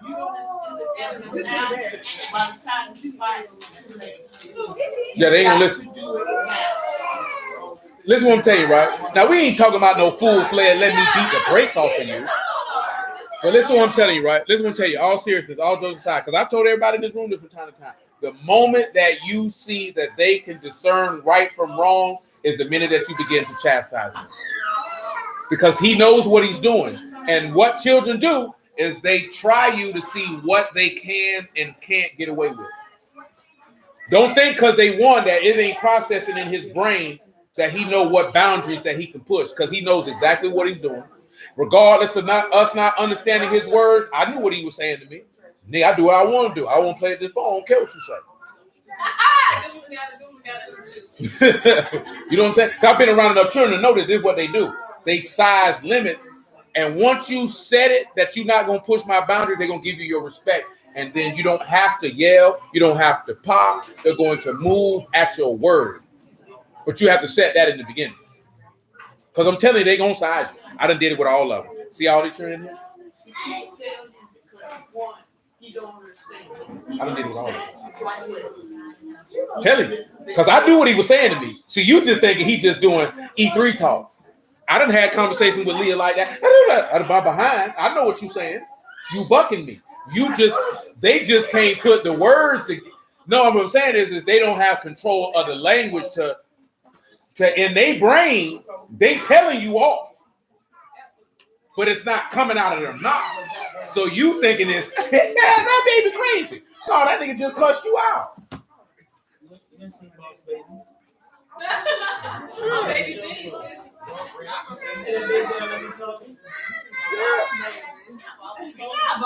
Because at the end of the day, you see how he turned his head with that phone? See how he looking? He trying to get sympathy right now. Look at his face. Look at it. He trying to get you to have sympathy to take him out that chair. He know what he doing. I'm telling you.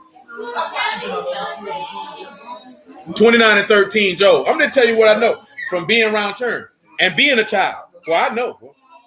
They some slicksters. Now I'll tell you this here, right? I am not a believer in smacking them off the top, but what I am is that they need to be checked. They need to know that I know what you're doing. I know why you're doing it, and you're not going to go against what I said. That's the main thing. My mama tell you, I talk to children, I don't care how old they is, as if they're 30 years old. I want you to know that I understand full well what you're doing. You're going to understand direct and forceful communication, and you're not going to disrespect me. Because I said what I meant, and I meant what I said. I can believe it, Saran. Your mama ain't beat you. That was your problem while you was out here running the streets doing the stuff you were doing. Your mama should have whooped you too. She should have had tag team back again right upside your head. 29-13. They said the blessing of him that was ready to perish came upon me, and I caused the widow's heart to sing for joy. That's Luke chapter 2 with the widow's heart singing for joy. Y'all know Anna the prophetess? I put on righteousness and it clothed me. My judgment was as a robe and a diadem. Oh, you're not familiar? Luke chapter 2 then. I said that the first time. You was listening. You wasn't picking up what I was putting down, or I was talking too fast? Okay. Let me know. So I can stay on my toes. So make sure you don't miss it. But it's about Luke 2, about verse 34. She was a widow. She was a widow for maybe 60, 70 years. She was married to one man, her husband passed, and she labored in the temple for her entire life. She never remarried, never thought to remarry. She remained a widow from the day that her husband died, and she served Yahuah for the rest of her life. I mean, some women have that ability, some don't. That's why it says that in Timothy about the younger women, if they become widows, let them marry, because they're going to go against their first love and end up turning Satan. Turn to be an adversary. Because some women, they want a man, they want some penis. They need to go ahead and get remarried. That's and there's nothing wrong with that. That's no different than what Paul said. Like, it's better to be unmarried than to be married, but it's not a sin if you get married. Only reason being because if you're unmarried, you can focus on Yahuah. When you're married, you can't focus on Yahuah as easily as you would if you were not. And he wasn't referring to necessarily, he mentioned women, but it's more so for a man. You know what I'm saying? Because a woman was born to be a helpmeet and an aid and a servant to begin with. But the man needs to make sure that he has the proper focus to be able to lead and guide a wife to begin with. That's not a light task. That's why it's called husbandry. That's a labor. That's a labor that you have to be mentally and prepared for. It's a labor that has been diminished in this society because you think of it as an aspect of love. You want to be married and you want to have this love and this fluttering feeling, and that's not what marriage is about. As we talked about this before, if we were in ancient times, you would have learned to love your husband because you wouldn't have been married to somebody whom you chose, because your father would have chosen for you. Because we all know that if you leave a woman to choose her own man, 99.9% of the time she's going to choose the wrong man, because you're going to choose the man who makes you feel good versus the man who is going to lead you good. And that's just a known fact.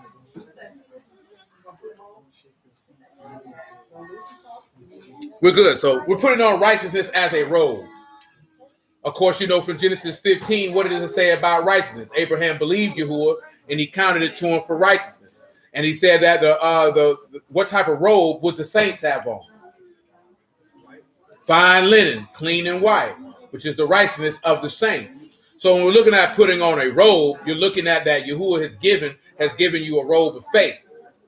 Goes back to the conversation that we had previously, that Yahuah gives you a heart of faith. No one else can give you, hush, boy. Now, also, I'll give you credit. You are a master ignorer, and I respect it. Ignoring it. Because sometimes you do have to do that. Sometimes it's not even a whooping. Sometimes you have to ignore them. And that purpose is for them to know that tantrums are ineffective. See, y'all know as women, if you throw a tantrum with a man and he actually acknowledges it, you use respect for him. This busted nigga went for this here because I'm in here making a scene. See, look at his face. None of that is real. That's not real. There's not even any tears coming out. Back to 1 Samuel 18.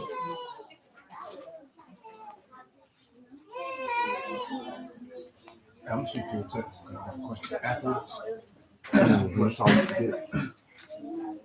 Where we at, right? So now you got his garments. What are the garments? Remember what he said? Always make sure your garments be what? White. There go your good ruach right there, right? Even to his sword. What is the sword? The sword of the spirit, that word. And his bow. What is the bow? That's that covenant.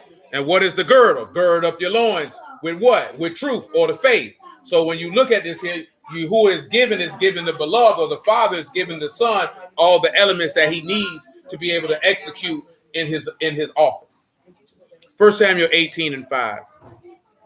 David went out whithersoever Saul sent him and behaved himself wisely. Saul set him over the men of war. Depending on the, I tell them now, depending on the society. Did he looking at wealthy people could arrange marriages, or did regular people? Everybody did. No, it's more to it than that. I was just the subject. But that's everybody's thing. Oh, that's all you got. Yeah, that was it. No, it was just more. I just wanted to put a subject so I can remember. You know what I'm saying? Because you have to look at that. Because most people if you go to the Middle East and East Asia right now, they still do it. Especially in the Middle East, they still do it. They still arrange marriages to this day. You know what I'm saying? That's just something that, and then also the main purpose of the arranging of marriages was for alliances between families. That would be beneficial for both households, both families. You know what I'm saying? It was a business component. It wasn't really any love involved. Contrary to popular, that's a Western thing, to be walking around here looking for love, because that appeals to women. Because when you feel that to women, that makes women want certain things, and men, because they want women, they spend money that they don't have to appease a fantasy land that women live in. Because if nobody told you he went to Jared's, you wouldn't want a ring. You wouldn't be thinking about no engagement ring. Somebody put that in your head in order for you to go spend money to get one. You didn't wake up one day and say, I sure want an engagement ring from the man that I love.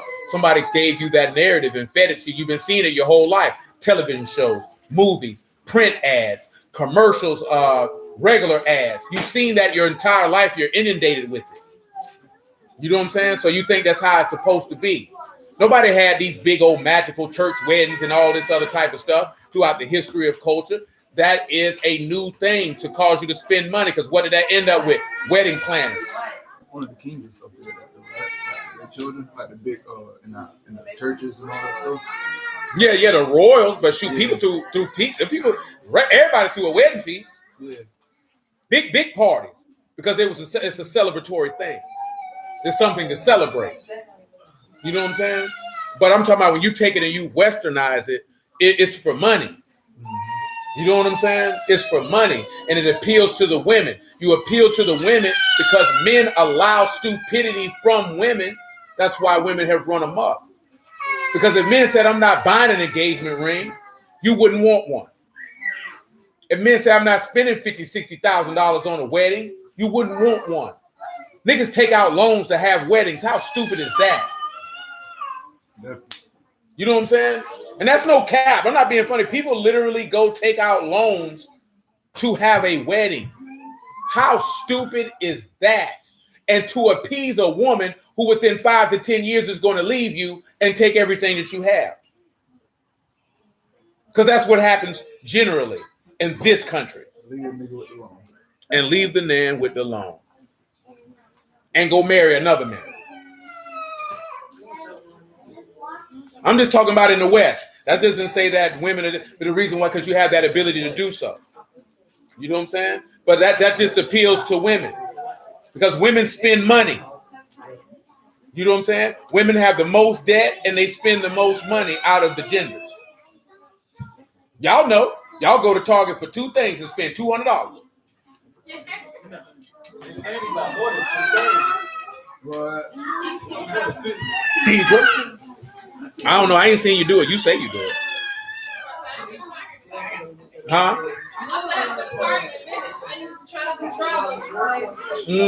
Because she know what's going to happen if she walk in there. Oh, I need this too. I need this too. Oh, I like these shower curtains. You bought shower curtains last week. Look at him. You got a closet full of shower rugs. Bathroom rugs ain't never been walked on.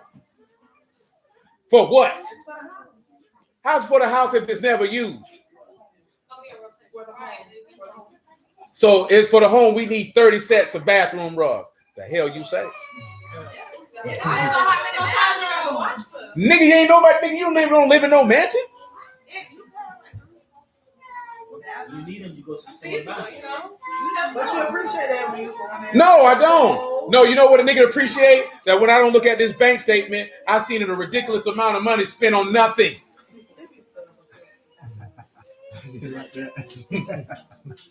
On nothing. It ain't a deal. But you know why you can feel that way? Because you ain't spending money you work for. Because if you had worked for that money, look at you, did you say, shoot, I work for it, I'm going to still buy it.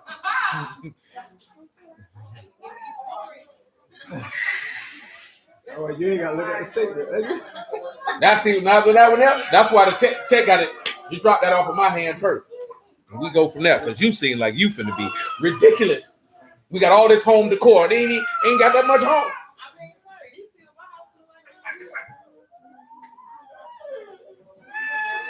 Mm-hmm. I already know, because you done already said you got a Target addiction. Muffin got one too. Nigga, please. Muffin, I've heard you said you got a Target addiction. Huh? Oh, the Muffin snitching. She said you got one too. She do. I'm like, I only had a Target on my side yesterday. I ain't gonna lie. I've heard all 3 of y'all discuss your Target addiction. Yeah, because I done definitely heard both of y'all say, oh, that Target on mine, you mean ghetto. How is a store ghetto? It's a store. They don't. No, they don't. I will say that. Because I got to go to the one by her house to get the Scott Porter beard supplies. I mean, everybody got general supplies, but we talk about it.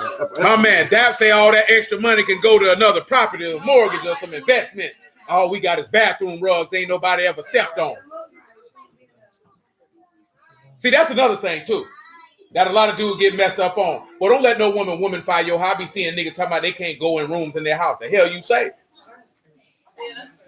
But some niggas go for that. Oh, you can't walk. Shoot, I walk through the house with shoes all in my carpet, nigga. I paid for it. Nothing. Shoot, this is my house, nigga. Ain't nobody gonna tell me what I'm gonna do in my house. Hey, and that's but I'm talking about. But you got some men that what they women say. House shoes, nothing. Who? House mortgage, rent. I paid it, nigga. If I want to scoop my bare butt across this carpet, that's what I'm gonna do. Shoot. Ooh, I paid for it. No balls. That's my carpet. Straight up. You know what I'm talking about? Shoot, lying to me. My house gonna look. I don't want nobody walking here and be like, oh, I can tell a woman live here. Clean. No. Some people say that for the clean, but most men know the decor where you know a woman lives here. Not like you, right? She Nigga be like, do what you like, baby. That's not what like she think about sex. Yeah. And that's your house. And that's your house. Right. Lady colors and things of that sort. Y'all know what lady colors is. Any man who is y'all can any man know if you get to a certain age, you can tell if a woman decorated that home. You can walk in there as soon as you walk in, and you can tell a woman stay here. What straight man to decorate those? None. More than you think, because niggas want their house to look like a man stay there.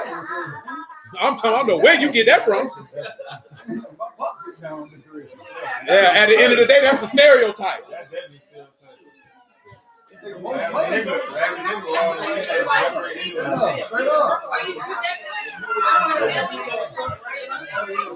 know I don't want my house to look like a woman live here. No, he gonna approve it. No, I don't like that. Tell him again. I agree it shouldn't look like men, but most men not supposed to look like You crazy. Well, I don't know where you get that from. Let's move on. Man, niggas pick out furniture, photographs, nightstands, statues. There's a lot of men out here who's single and they decorated their home. What you think players do? Why think players get so much money? Come over there like, oh, this is nice. This is nice. It was all the sap. It's all me. This was the cap to get that snatch. 1 Samuel 18. Yeah, that's a stereotype. Baby.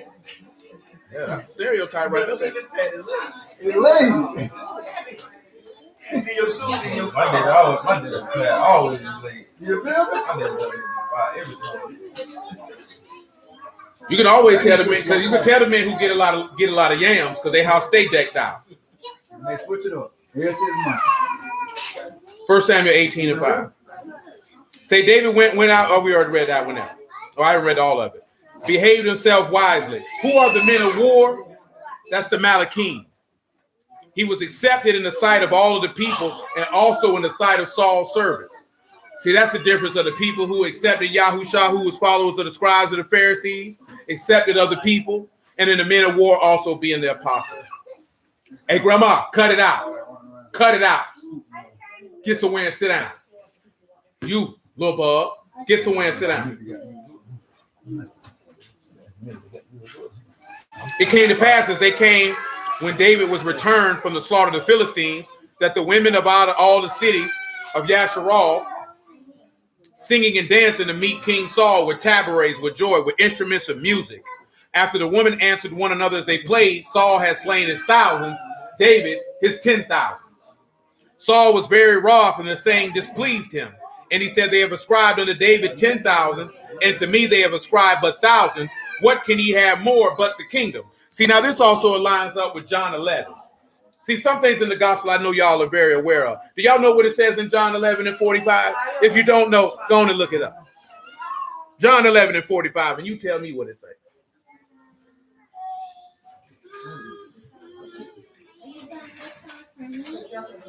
Buffett man.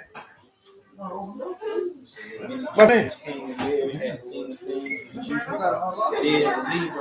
Keep on going. It's got some more to it. But some of them went their way to the Pharisees and told them what Yahushua had done. Then gathered the chief priests and the Pharisees and the council. What do we do for this man doing many miracles? If we let him alone, all men will believe on him, and the Romans shall come and take away both our place and nation. One of them named Capheus. So there it is, right? What did it say they were worried about? And why were they worried about losing this place? Because of the miracles. Because they were looking at what they were doing versus what he was doing. Because what did Saul just say? If they've ascribed 10,000 to David, what more can he have but the what? The kingdom. That's the same thing they're saying. Because that's what they were concerned with, was losing the kingdom. And it was only because the people were looking at Yahushua, just like the people were looking at David. Because, you know, that's your man's line. What did he say? Lamar bringing the thousands. Musha bring him in by the 10,000. Now that boy ain't bringing nothing in but men. Verse 8, 1 Samuel 18. Let's shoot. Ain't no alleged. Shoot, he asked, told the man straight up and down, I dream of men. It's raining men. Hallelujah. It's raining men. Why I told that nigga, hey, cuz, let me get your address? Why? Because I'm booking a Greyhound, Amtrak, flight, pulling up straight to your front door on site. I need a fade. Hey, cut it out, boy. Look at it. You ain't even dropping any tears.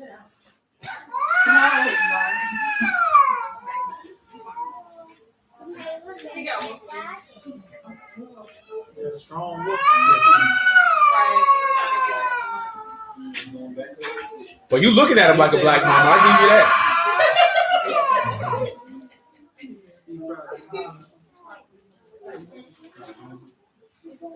Verse 9. Listen what it says. Saul eyed David from that day forward. What did it say about the scribes and the Pharisees after they had that conversation?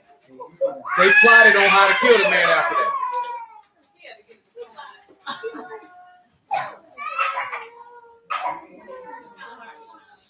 Yeah, you lucky. If we wasn't doing nothing, she should have left you there.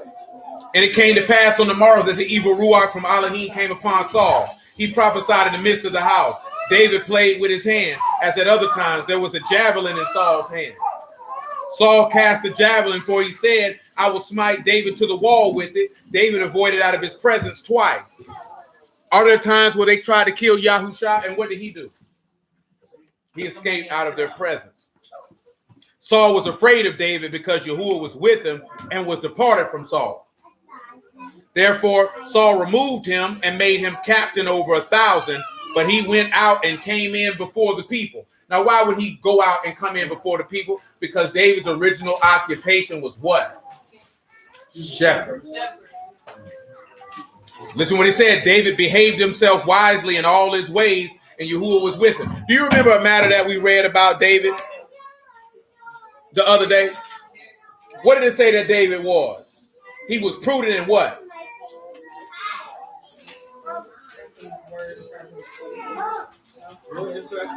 What did we read, son, about David? It described David. It said he was a man of war. He was a mighty man, and he was prudent in what? What? He was prudent in all what? Lord have mercy. Come over here to 1 Samuel 16.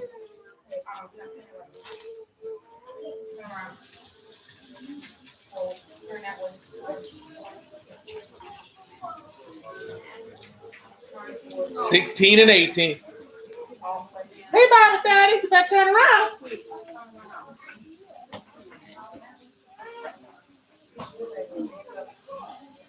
First Samuel 16 and 18.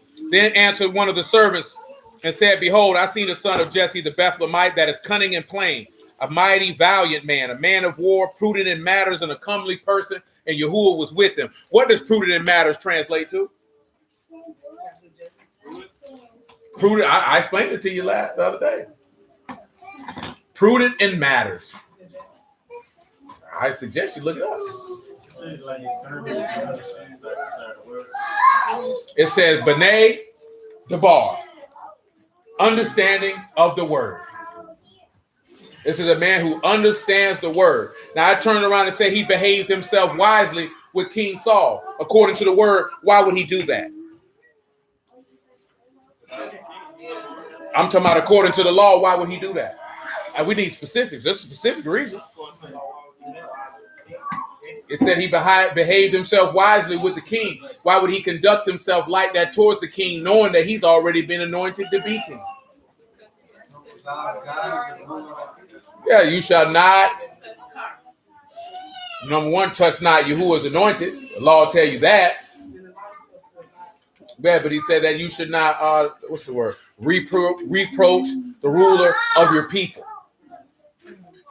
He never disrespected Saul the entire time he ruled, because this is a man who understood the word. When you understand the word, that's how you're able to behave yourself wisely. And if he understands the word and he behaved himself wisely, what does that tell us? It tells us what's in Hebrews chapter 5, that by reason of use, he knows good and evil. He knows by reason of using the word, if he would have dishonored Saul, he would have been committing evil. Yahushua knew by reason of using the word that if he would have not fulfilled the mission that his father sent him to do, he would be committing evil, which is why he told Peter, put up your sword. Do you not know that I could call for 12 legions of angels right now? How else will the scripture be fulfilled? Or when they came to by force to make him king, that's why he left and ducked off on him. Y'all do know that they tried to come and make him king one time, right? Michael, you look like you don't know what I'm talking about. Who that? Say what?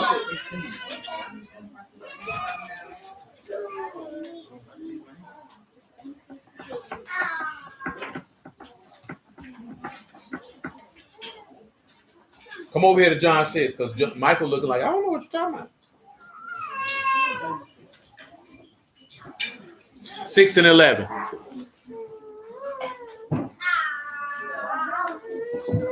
Because at this point, the people were ready to make David king. It's inferred. It's not directly stated, bro. So it don't exist. No, you can see that when they say David bringing his 10,000. The way the people treated him, they were ready to make him king. The people had no respect for Saul whatsoever. That's why there was beef that you'll see later on down in the line of the text between the house of Saul and the house of David. The whole house of matter of fact, there was a beef that the house of Saul even tried to create by saying you ain't got no part with David to influence other people not to join in with David, and you can see that in the book of Chronicles. So the people were ready to make David king. They were cool, but they were fine. They felt like Saul was an idiot. Right? He proven himself to be a fool.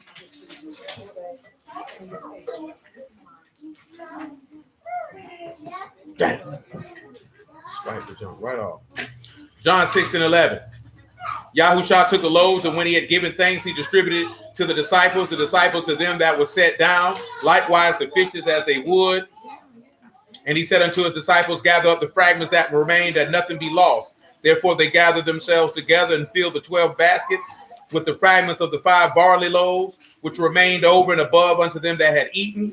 Then those men which they had seen the miracle that Yahushua did said, this is of a truth the prophet that should come into the world. That is another evidence that miracles are for unbelievers. Sit back and ask yourself this here, right? When we look at all the miracles in the text, who did he do them for? All the plagues that happened in Egypt, were they for Yasharal or were they for Pharaoh? For Pharaoh to understand that this is Yahuah. Now, let me ask you this. Did Yasharal get signs shown to them? And if they did, when and by whom? As a people. It was not by Moses. Moses did not show them no signs.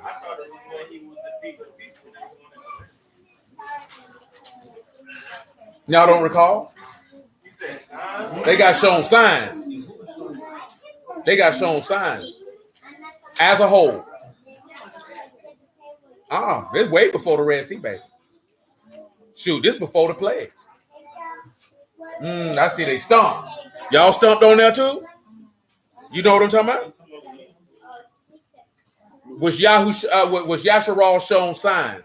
If they were shown signs while they were in Egypt for them to believe, who showed them to them? That was Joseph. Oh, y'all got y'all little stump. Come on around the corner. I'm gonna help y'all. Come over here to Exodus chapter 4. I'm gonna help y'all. Y'all done forgot. See, that's why I got to ask. But Yasharal wasn't around when that went down. Exodus chapter 4, verse 27. Remember in Exodus 4, when Moses said he couldn't speak, who he said he'll send with him? And how did he say that Aaron would be to him? He would be the prophet, and Moses would be Elohim. Now let's look at Exodus 4 and 27. Yahuah said to Aaron, go in the wilderness and meet Moses. And when he went, he met him in the mount of Elohim and kissed him. Moses told Aaron all the words of Yahuah who had sent him and all the signs which he had commanded him. Moses and Aaron went and gathered together all the elders of the sons of Yasharal. Aaron spoke all the words which Yahuah had spoken unto Moses and did the signs in the sight of the people. and Yahuah and the people believed when they heard that Yahuah had visited the sons of Yasharal, and he looked upon their affliction and bowed their heads and worshiped. So it was Aaron that did it. It was the light bearer that came and worked the signs. They had signs shown to them before Moses even stepped to Pharaoh. What? See, Aaron did the. Remember, you go back in Exodus 4. You see the signs that he told him that he was going to do. Moses turns around and shows those signs to Aaron. Aaron in turn shows those signs to the people. Everything that Yahuah told Moses, Moses told Aaron. Aaron told the people. Because remember, he said, "You're to be to him as Elohim, and he'll be you a prophet." So you looking at Moses as that's the father, and Aaron is Yahushua, and he come work the signs so the people might believe. Because Moses didn't do those signs in the eyesight of the people. What did the text just say? Who did those signs? What he did. The signs that are mentioned in Exodus chapter 4. All that ran down that he told him he was going to do. Aaron went and did that in the sight of the people. Before Moses went and did it in the sight of Pharaoh. So basically everything he told Moses to do when he had to put his hand in his bosom and turn the leprous. And then with the blood, he told that to Aaron. Well, let's look at it. It's right here. Let's look at Exodus 4 because y'all look, you didn't know. Come on, look at what he told them. I'm going to make it quick. Exodus chapter 4. Let's look at the first sign. He said, verse 1, right? Moses answered and said, "But they will not believe me, nor hearken unto my voice, for they will say, Yahuah have not appeared unto you." Yahuah said unto him, "What is in your hand?" He said, "A rod." Cast it to the ground, and it became a serpent. He say, drop down to verse 6. "Put your hand in your bosom," and put his hand in his bosom. When he took it out, it was leprous as snow. And when he put it back, it came back what? As his regular flesh. Verse 8 says, "It shall come to pass, if they will not believe you, neither hearken to the voice of the first sign, that they will believe the voice of the latter sign. It shall come to pass, if they will not believe also these two signs, neither hearken unto your voice, you shall take water of the river, pour it on the dry land, and the water which you take out of the river shall become blood upon the dry land." Moses said unto Yahuah, "I'm not eloquent, neither therefore am I, since you spoken unto your servant. I am of slow speech and of slow tongue." Yahuah said unto him, "Who have made man's mouth, or make the dumb or the deaf or the seeing or the blind? Have not I Yahuah? Now therefore go, and I will teach you I will be with your mouth and teach you what you shall say. My Father has given me commandments, and I know his commandments are life everlasting. How does this man know letters, having never learned?" This is the first time you see in the law someone showing plainly that they're an apostle. Yes, ma'am. He was saying he was slow speech. He's saying he's not really smart. So like, I'm not really. I got a speech impediment. No, I got a speech impediment. Verse 13, he said, "Oh, my Lord, send, I pray you, by the hand of him whom you will send." The anger of Yahuah was kindled against Moses. He said, "It's not Aaron the Levite, your brother. I know he can speak well. And also, behold, he come forth to meet you. And when he see you, he will be glad in his heart. You shall speak unto him and put words in his mouth, and I will be with your mouth and with his mouth, and I will teach you what you shall do. He shall be your spokesman unto the people. He shall be instead of a mouth, and you shall be to him instead of Elohim." So all those signs that he told Moses to do, he said, you're going to teach it to Aaron, and Aaron going to be the advocate or the spokesperson and tell it to the people. So Aaron is symbolic of someone being sent by Elohim to work the signs. But the purpose of the signs is because what's the first thing that Moses said? If I tell them, they're not going to believe me. Signs are for those who don't believe. That's why he said a wicked and adulterous generation seek after a sign. Signs and miracles are for unbelievers. Prophecy is for those that believe. The word is, that's why he say, this is in my brain, right? What if some don't believe? Shall their unbelief make the faith of Elohim of none effect? That Elohim be true and every man be a liar. You know what I'm saying? Because the word of Elohim is true. The word is for those who believe it. I finally see why he said that. I always was puzzled why he said that. What's that? I mean, you just said signs is a wicked and adulterous. Yeah, I yeah. know Jews seek a sign, so now I see that he was saying that to them niggas because them niggas was wicked. They should already believe. Well, no, remember in Exodus, they had never met you. They didn't know who he was. Yeah, no, I'm talking about with Yahushua. Oh yeah, absolutely. They should have known. Yeah, they should have known. They shouldn't even ask. Yeah, they should have known. You should Absolutely. believe just like how the apostles believe. Oh, absolutely. No, That's why I see why he says it. absolutely. Because it's going back to, it has to start of what we see in Exodus. The people had never met Yahuah, never seen him, didn't know his name. And now you got Moses, who Yahuah has appeared to, and he like, well, they're not going to believe me. That's how see, that's contrary to how most brews feel now. Most brews feel now that everybody's going to believe what they have to say. Not understanding that the average person has never experienced Yahuah. They have never heard of Yahuah. They have a misconception on who he is based off of misinformation. And you think that because you bring that they're just going to believe it. This is why Yahuah told Moses, I got signs for you then. You know what I'm saying? Because if they see these miracles, then they'll know for certain that I sent you. So that's why when you see Yahushua feeding the people out of loaves of bread and fragments of fish, you see him walking on water, you see him healing the blind, raising the dead. They're seeing all these miracles and signs, and they were supposed to know that this was him. Just like when you see him turning the water into wine, the certain person who was there, they knew what he did. They believed, they seen it. I saw what he did. That's why he said what he said in regards to what we started with earlier about him raising Lazarus. He said, I don't do this. He said, I know you hear me. He said, I didn't do this for my sake. I did it for theirs, that they might believe that you sent me, because Elohim has enough sense to know that for certain people, they would need to see the works of Elohim in order to believe. Some only believe based off a word. Abraham believed off a word. Noah believed off a word. You know what I'm saying? There's not a gang of people who believe off a word. They got to see something. That's why he told them that. Because they say, we demand of you a sign. See, they were demanding signs. And he said, the only sign you're going to get is of the prophet Jonah. And get what he was telling them. And if you would have seen that sign, you'd have believed the word, done it.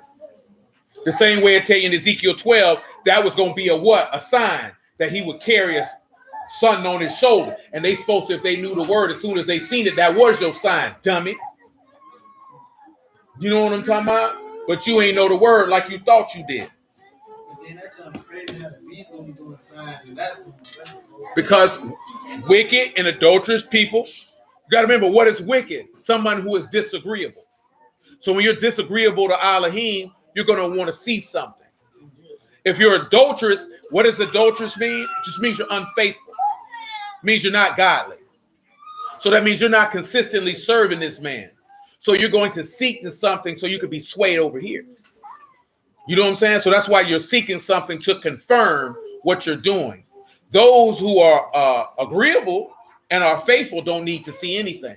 Noah didn't need to see anything to build that ark. He didn't ask no questions. Lot didn't need to see anything to get up out of Sodom and Gomorrah. The Malachim told him slide, and he said, we out. All he was like is, I don't know if we can get up out of here in time. And they made provisions for him. You know what I'm saying? Jacob ain't need to see anything. When Jacob seen the ladder, the first thing he said, whoa, well, I'm in the house of Elohim.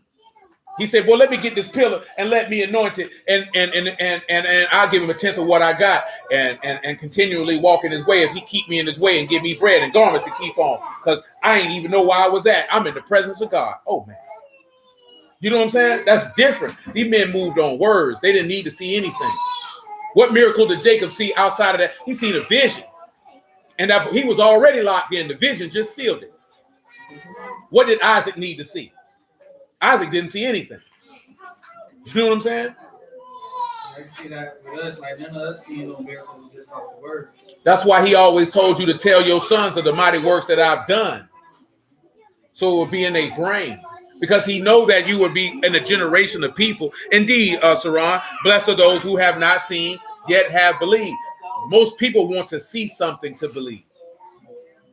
That's what, and again, I'm referring to what's in Corinthians, because he tell you that. Tongues, miracles, signs are for those who don't believe. Let's look at it real quick. 1 Corinthians 15. Hey, Lizzie, what you doing? You got snacks? What kind of snacks? You got fruit snacks? Are those some animal crackers? Do you have enough to share? All right, Lizzie. Oh, no, you eat your animal crackers, Lizzie. I thank you.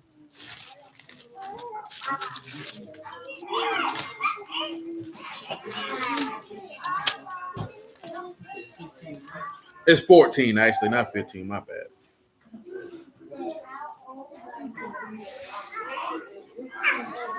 First Corinthians chapter 14, verse 19. Hey, Abby. Hey, Abby. Hey, Abby.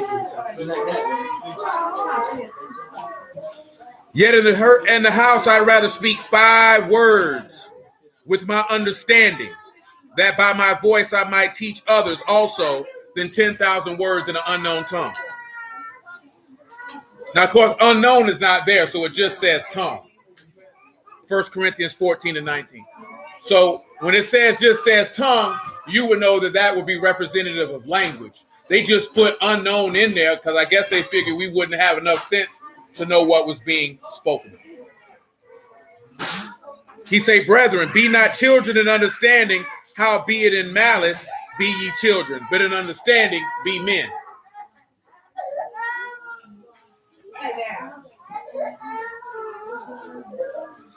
Look at you. Now you're ashamed.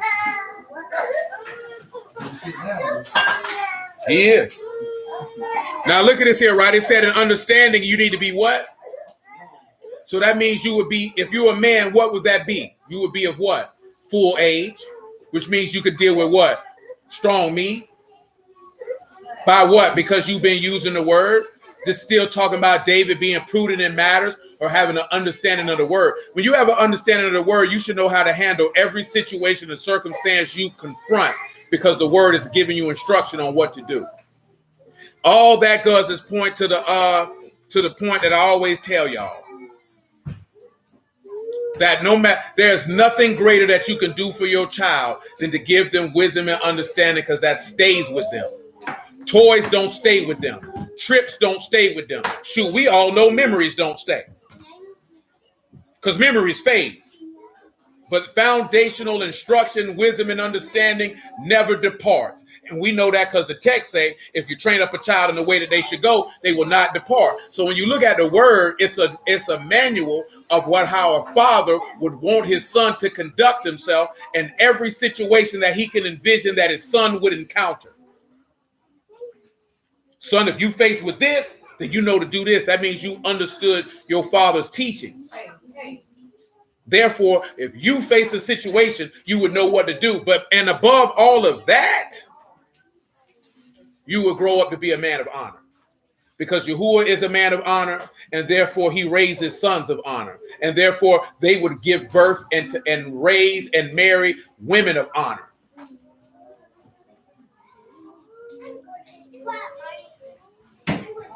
Oh, I can imagine, DC. But tongues is not babbles. Tongues are what? Languages. The word for tongue in Hebrew is what? Who knows? Huh? No, not a babble. I'm talking about the actual Hebrew word for tongue. Some of y'all should know it from the one web book, Lashawan. And it literally means tongues, languages. It's a literal definition. Verse 21, for in the law it is written, with men of other tongues and other lips will I speak unto this people, yet with all that they will not hear me, saith Yahuah. He's referring to Isaiah 28. But you also know that's in the actual law. Do you know where it's at?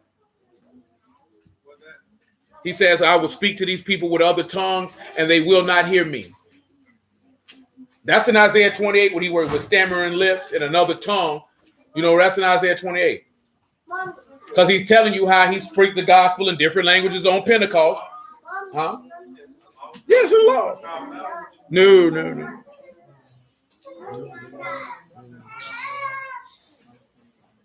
Because he wasn't speaking to the people. He scattered the people tongues so they couldn't speak to each other. But I'll give you an example because it's going to be a hard one to figure out. When Joseph was in Egypt, what language was he speaking? And when he seen his brothers, he went to speak to them, and what they couldn't do. They couldn't understand it. And what did Joseph ended up doing for them to understand it? Y'all know what Joseph did for them to understand it? He was speaking Egyptian. He went and got an interpreter. Just like what Paul say, if you go speak in another language, you got to have it. Come on around here to, I think it's by Genesis 47. Oh, y'all forgot about that? Was in there? It's been a long season. It's been a long season.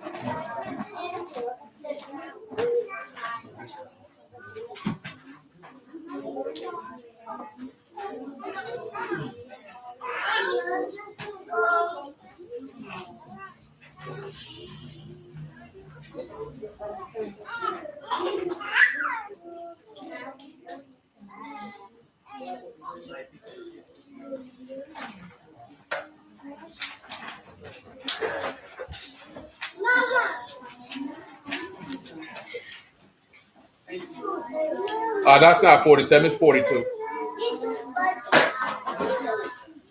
42 and 19, Genesis 42 and 19. I didn't want you to see that the aspect of the speaking in tongues and having an interpreter is in the law. That's why Paul said this. If we talk about it, it's been some years though. So I ain't mad at it. It's probably been a good 6 years. But I want y'all to understand that so that you have a proper, just like I said, the brother who I was talking to about the Lazarus matter, he was just asking to ask. When I say what he said, that speaks to my spirit because that's what my spirit said to me. That's what he believed, but that's what the word said. So when I'm looking at it, when he say that's what my spirit's saying to me, I take that as you heard the word in your mind. You may have couldn't remember the verses or this, that, there, and the third, but your spirit knew this is what the word was saying. This man hadn't done anything. So we need to know things because remember, we compare spiritual things with spiritual. We're just not going to let somebody tell us something when the law back up what this man saying in his letters. Because Lil Muffin can tell you, I've told her from the time that I popped this book open, everything in that New Testament, you must be able to validate it in the Old. And if you can't, that just means that your level of understanding is not where it needs to be. It's not that there's a problem with the letter. You know what I'm saying? And once you have an understanding of where you can line up where this stuff in these letters come from, your level of understanding is going to increase. And when I say increase, not for your ability to answer questions, but to be just like David was. And that's prudent in all matters, to have the ability to understand the word and to discern how to behave yourself when you're faced with situations and circumstances. 42 and 19, Genesis. If you be true men, let one of your brethren be bound in the house of your prison. Go, carry corn for the famine of your houses. But bring your youngest brother unto me, so shall your words be verified, and you shall not die. And they did so. They said one to another, we are very guilty concerning our brother, and that we saw the anguish of his soul when he besought us, and we would not hear. Therefore is this distress come upon us. Reuben answered them, saying, spake not unto you, saying, do not sin against the child, and you would not hear. Therefore, behold, also his blood is required. Sounds like Pilate. And they knew not that Joseph understood them. He spake unto them by an interpreter. And he turned himself about from them and wept and returned to them again and communed with them and took them from Simeon and bound them before their eye. Whole time, this man talking to them, they ain't even know it. But you notice what it said he spoke to him by? An interpreter. So let's come over here to 1 Corinthians 14 again.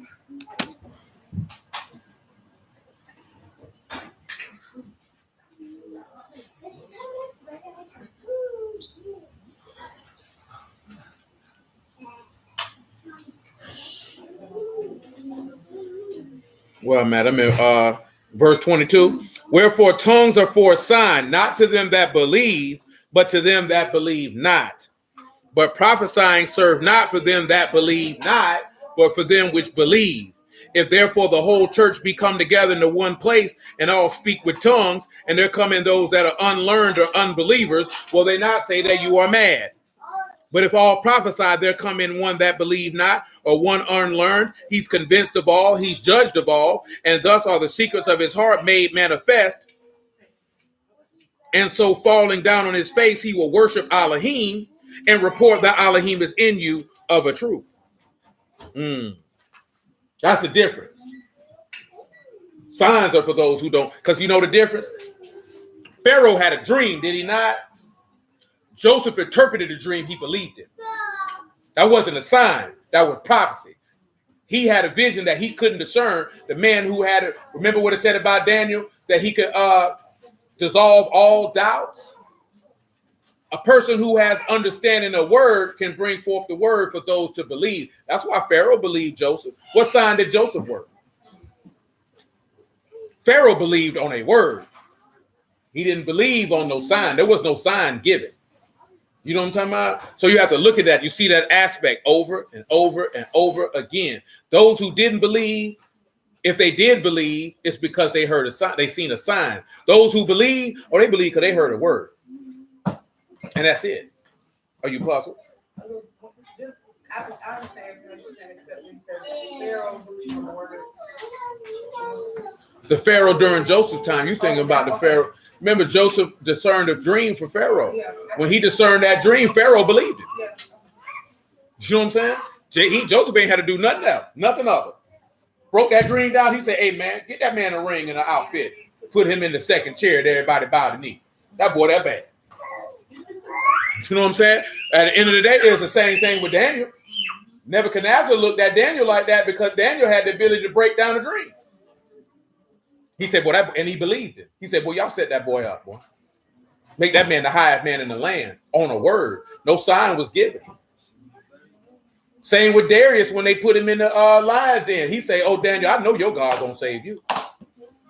Because Darius didn't want to go along with what they had tricked Darius into going along with something to kill Daniel. Darius didn't know what they were doing. He didn't want nothing to do with it. But see the difference, I'll put it to you this way. The difference between men of other times and people now. See, Darius would have went back on his word to save Daniel. See, men back then knew king made an edict, that got to stand. Don't matter what happened. You got to hold to your word. Just like with Yahuah, he didn't want to behead John the Baptist. Didn't, had to do it. He made an oath. He ain't had no choice. Because then they're going to turn on you because you got to keep your word. See, being a man of your word was more important than appeasing a right or a wrong. See, Pilate didn't have no choice because that was part of his job. He had to do it. But he was just saying, I'm guiltless.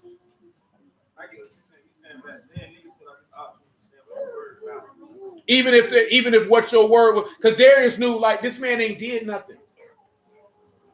You know what I'm saying? But he did do something. Because I signed an edict saying you can't petition another God for 30 days. They called him. I can't go against that because I like him. But Darius knew this. He said, boy, I know your God will save you, boy. He said, I know you're a godly man, boy. I know your God going to save you, boy. And guess what? When he came down there, he said, Daniel, did your God deliver you? That's the first thing he asked him. Let's go look at it. And guess what he did? Once Daniel was delivered, he said, man, you whole niggas who did that to Daniel, I'm killing you niggas today. That's what he did. Because he knew that was a just man. He knew what they did that wasn't right. Because you didn't make that because you care about me. You were trying to get at him. But Darius knew that this man was a servant of the living Elohim. He knew, boy, he gonna get it. I know he gonna say it. See, that's a Gentile got stronger faith than most Jews guy. Ain't that sad? Persian. Took over after Xerxes. Verse 14, Daniel chapter 6. Make it 13. Then answered they and said before the king that Daniel, which is of the children of the captivity of Yahudah, regard not you, O king, nor declare that you have signed, but make his petition 3 times a day. The king, when he heard these words, was sore displeased with himself, and he set his heart on Daniel to deliver him, and he labored to the going down of the sun to deliver him. These men assembled unto the king and said unto the king, know, O king, that the law of the Medes and Persians is that no decree nor statute with the king established may be changed. That's why Yahuah changed not. His word don't change. What they doing to that baby? She ain't comforting you, Ruth. She ain't right, is she, Ruth?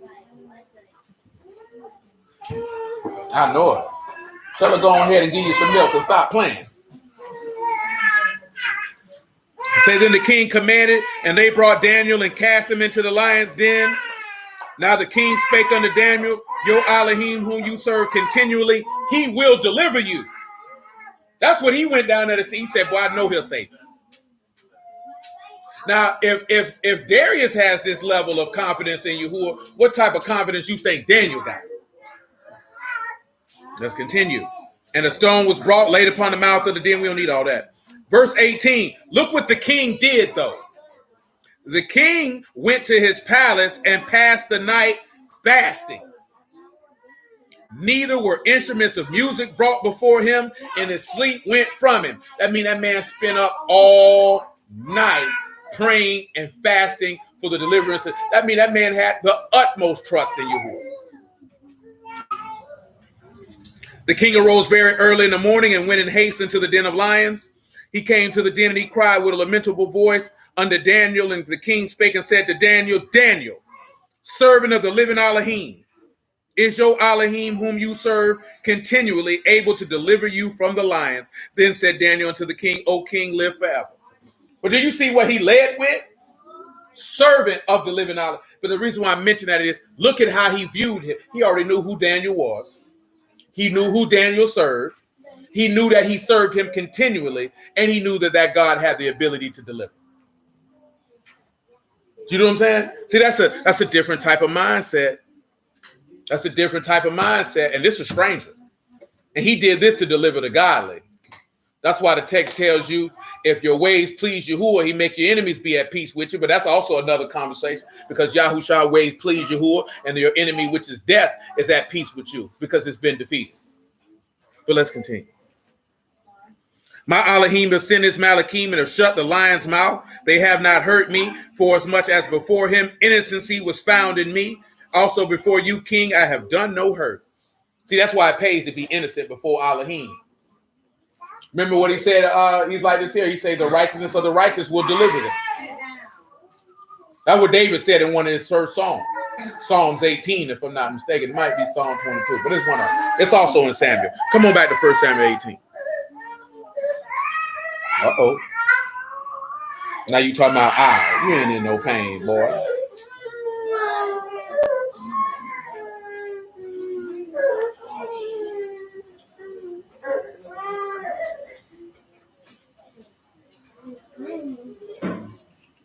Xerxes the same one for 300. Yeah, that's the same dude for 300.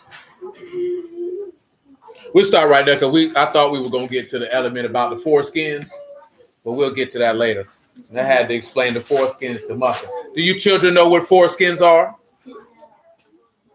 Foreskins is a piece of skin on a young boy's penis. It has to be removed to make a covenant with Yahuah. Do you know what a covenant is, children? A covenant is an agreement. So he made an agreement with Abraham to circumcise the foreskin of his flesh, that it would be a sign that he was a servant to Yahuah forever. But instead of now just circumcising the foreskin of your flesh, you know what you need to circumcise? You have to circumcise your heart. You know what it means to circumcise your heart, children? To not be hard-headed. You know what that means to be hard-headed? Yes, sire, because you're very hard-headed. Yes. You don't listen. So if you don't listen, guess what you haven't done? That too, but you haven't circumcised the foreskin of your heart. You know what happens when you circumcise the foreskin of your heart, children? You live forever. You know what happens when you don't circumcise the foreskin of your heart? Not only will you die, but you'll get to go swim in a lake. Yes, and there will be worms that will bite your eyeballs and your nose. While you laughing, it's not a joke. But hey, y'all, I bless y'all at the house of Elohim in the name of Yahushua. I appreciate your time. Yahuah willing, we'll keep on rolling.